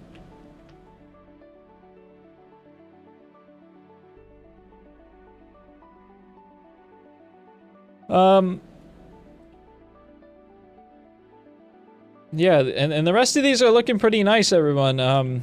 Yoshi, this is looking nice. I looked at your work the other day, Yoshi, especially with the charcoal figures and stuff like that. It's looking really solid. Me and Ramon were looking at it. It looks really solid. Your accenting is really good. Your kind of big groupings of light and shadow, I think, look really good. Your values and handling of the materials and the paint, I think, looks really good. I know. I think you just have like a slight tendency to kind of rush through some of the early stages, especially with this one. I would really try to hone in on your color accuracy and mixing these things very slowly, very intentfully, really trying to mass in those tones and get those subtle shifts. And then, with the figures, really, if I could emphasize anything enough, because you're in a really good spot with your handling the materials, is really good. Just spend that time counting out your head heights. Spend that time really locking in your proportions, double checking your measuring of your big, length and width to height, because everything else is looking really solid. And thinking about some plane changes and stuff, like I've already mentioned to a few other people on this. This is the side of the head. If we look at like a planar head, right? So we want the forehead, to be separate from the side. Likewise with like under the nose, we want to be careful, like the reflected lights and stuff in here. We really want to make sure that we unify together the underside of the nose. And then, I would just, in general, try to really dial in and improve and hit the highest level of color accuracy that you can. You might just not have enough paints on your palette, too. To me, it looks like you just don't have a good blue. You might be painting with, like, the Zorn palette or something. I'd recommend at least ultramarine blue. I'd probably put viridian green on there. I'd probably make sure you have cadmium yellow on there. Maybe cerulean blue too is really helpful. And with those additions, you can hit. You can actually make green. You just can't make green if you're only using the Zorn palette, which it looks like you might be. So I'd recommend that. The rest of these are looking pretty solid for the most part.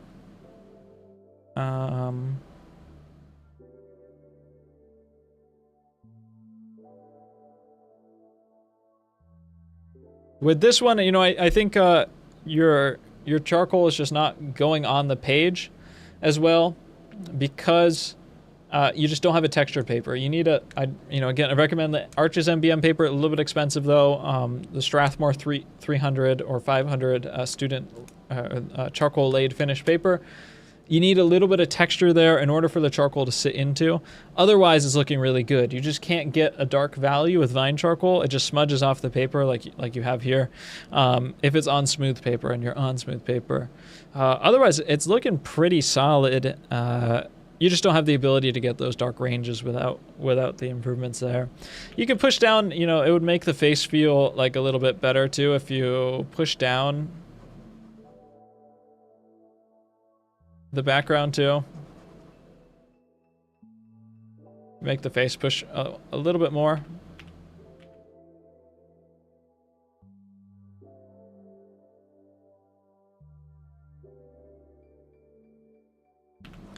If you were able to push this down a little bit, again, you're limited by your paper. You're limited by your paper a lot. So it's a materials thing that make your life a lot easier. It makes the face stand out significantly more, I think. And it also helps that hair actually have room to be contrasting onto the background. And likewise with these two, I think, really good color accuracy on this one. It's looking pretty solid. I'd recommend not to be, quite so hairy on some of this stuff. There are value changes on here, but is a little bit too much, I think, of kind of these like small, like little changes. But the accuracy's looking pretty good. You know, I think some areas, the background certainly have to be standing out maybe a bit too much in here. Yeah, there's just a few areas where I would say we do lose the unity, you know, which is not, it's the hardest task in the world when you're trying to copy a naturalist painter. You know, also like head size too, right? Like the head just a little bit too big. So double checking proportions before you start drawing, it does make a big difference. Or while you're drawing too, you know, it's digital. You can kind of lasso select it, make it a little bit smaller. I try to avoid that as much as I can, but you know, at some point you just got to make those changes. Because otherwise, you know, you've kind of crunched down his head. I think you just realized you ran out of space in here. And it just makes him look a little bit too large. And, you know,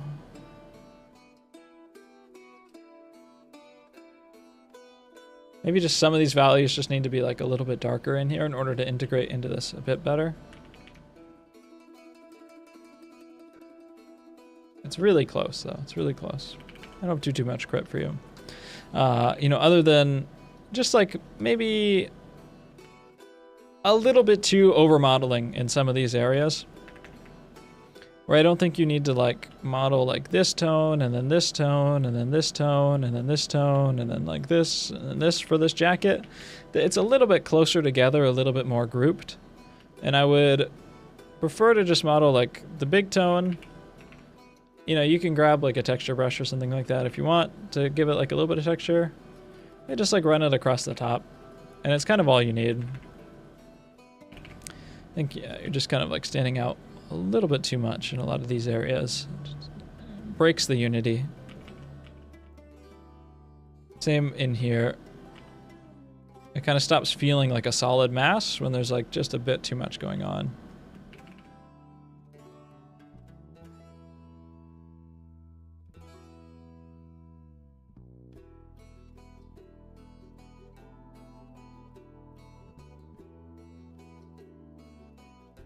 Maybe like the underside of the nose, everyone undershot it just a little bit, which kind of breaks that feeling of there being a shadow, of being three-dimensional. Let's look at Zoe's last. So you put a lot of work into this one, looks really nice. Good job. You used just a worse photo, which is funny. Yeah, you used like a significantly cooler photo. Well, let me just color. I'm gonna just hue shift it a little bit.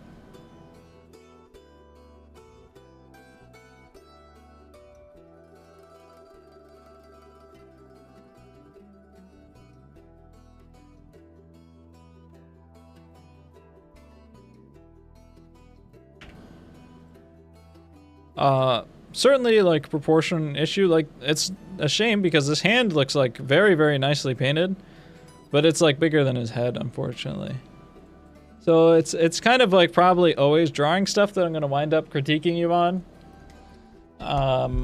Which you sent me your drawing the other day and I forgot to get back to you, so don't take offense by that. I'll try and get back to you sometime.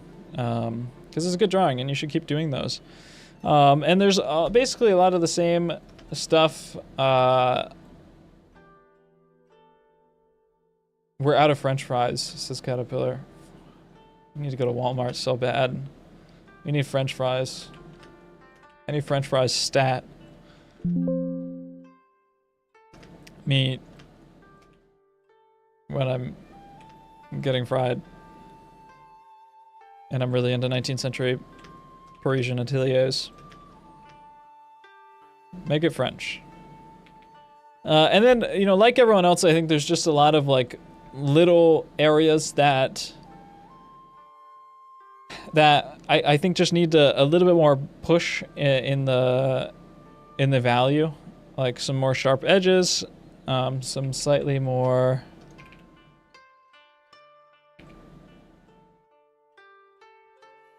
Did I say no offense? Jake, how old are you? I'm 63. I don't even remember what I said no offense on.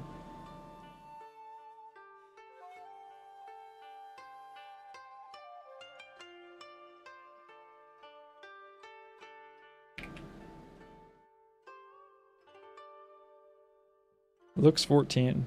Yeah, it's just about right. It's like some areas that I think you can push down like your value changes a little bit more.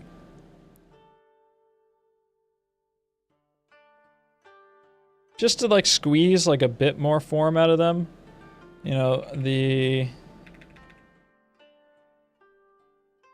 stuff I said about like the structure of the head and the forehead.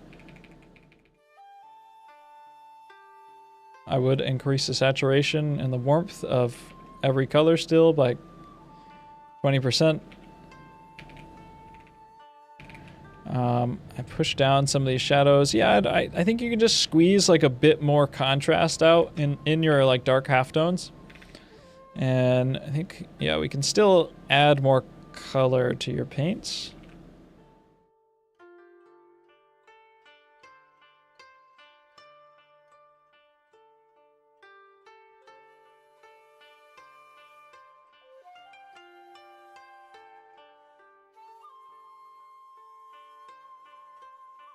Probably pushing in this eye socket a little bit, pushing this right side of the face. I'm gonna unify this together just a little bit too. Yo, why are we listening to like the freaking Genji Dawn of the Samurai?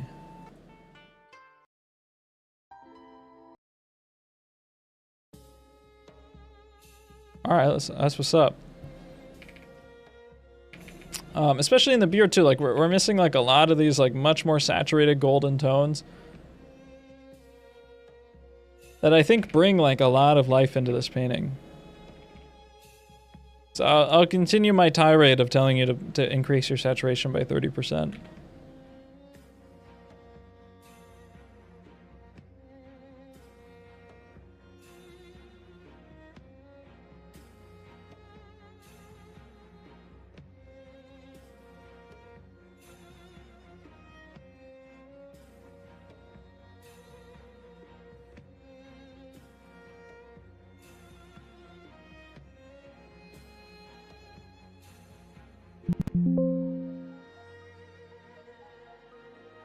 Yeah, I think we're just kind of, you know, the unity of this jacket I think is really nice. The painting on this hand looks perfect, to be honest. The hand looks perfectly unified.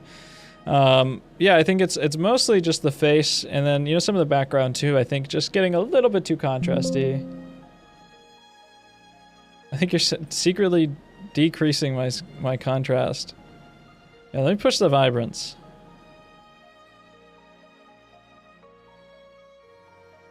This is what I want. This is what I want from you next week, Zoe. Next challenge. I need to see this, okay? This is the only type of painting I'm interested in.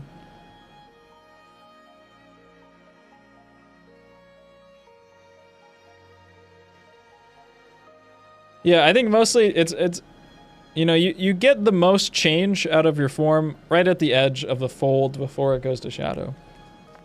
And so we just need to take those parts like the most seriously. Wherever we have like the most plane change, that's where we can just squeeze like a little bit more form out of. And I think it makes a really, really, really big difference.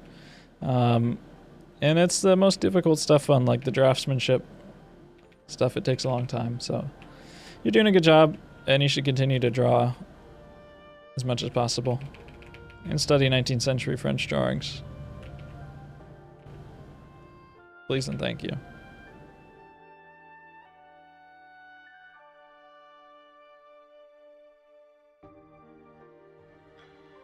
I'd reunify this back together.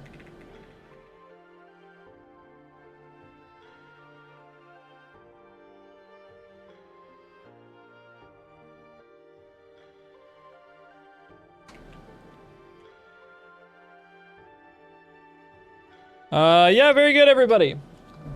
That's it. 2 hours, 20 minutes. That's everybody.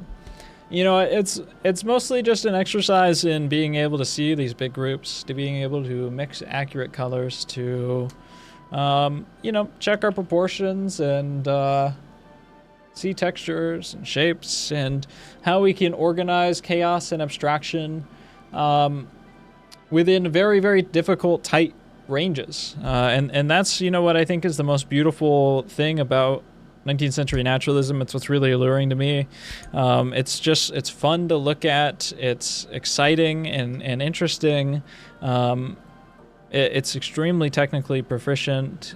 And it's just a fun time to be able to paint, you know, this like structurally and interestingly with like this much like color variation, with like this much like shape design and intrigue in all of these little spaces.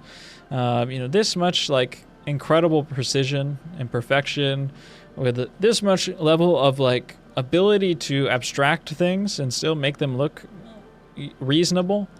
And the freedom to be able to do this, you know, that's what's really interesting to me about all of this stuff. It's just a good ass time. It's a fun painting. Like, this guy's having fun doing this stuff, and that's why I think it's worth studying, and that's why it's really interesting to me. That's the Jake Don't Draw live stream Super Show experience for this week. There will be a new challenge tomorrow. It's going to be a Landscape Master copy of some sort. I haven't decided on the specific painting yet. Thank you so much for tuning in. And yeah, W Bastien Lepage.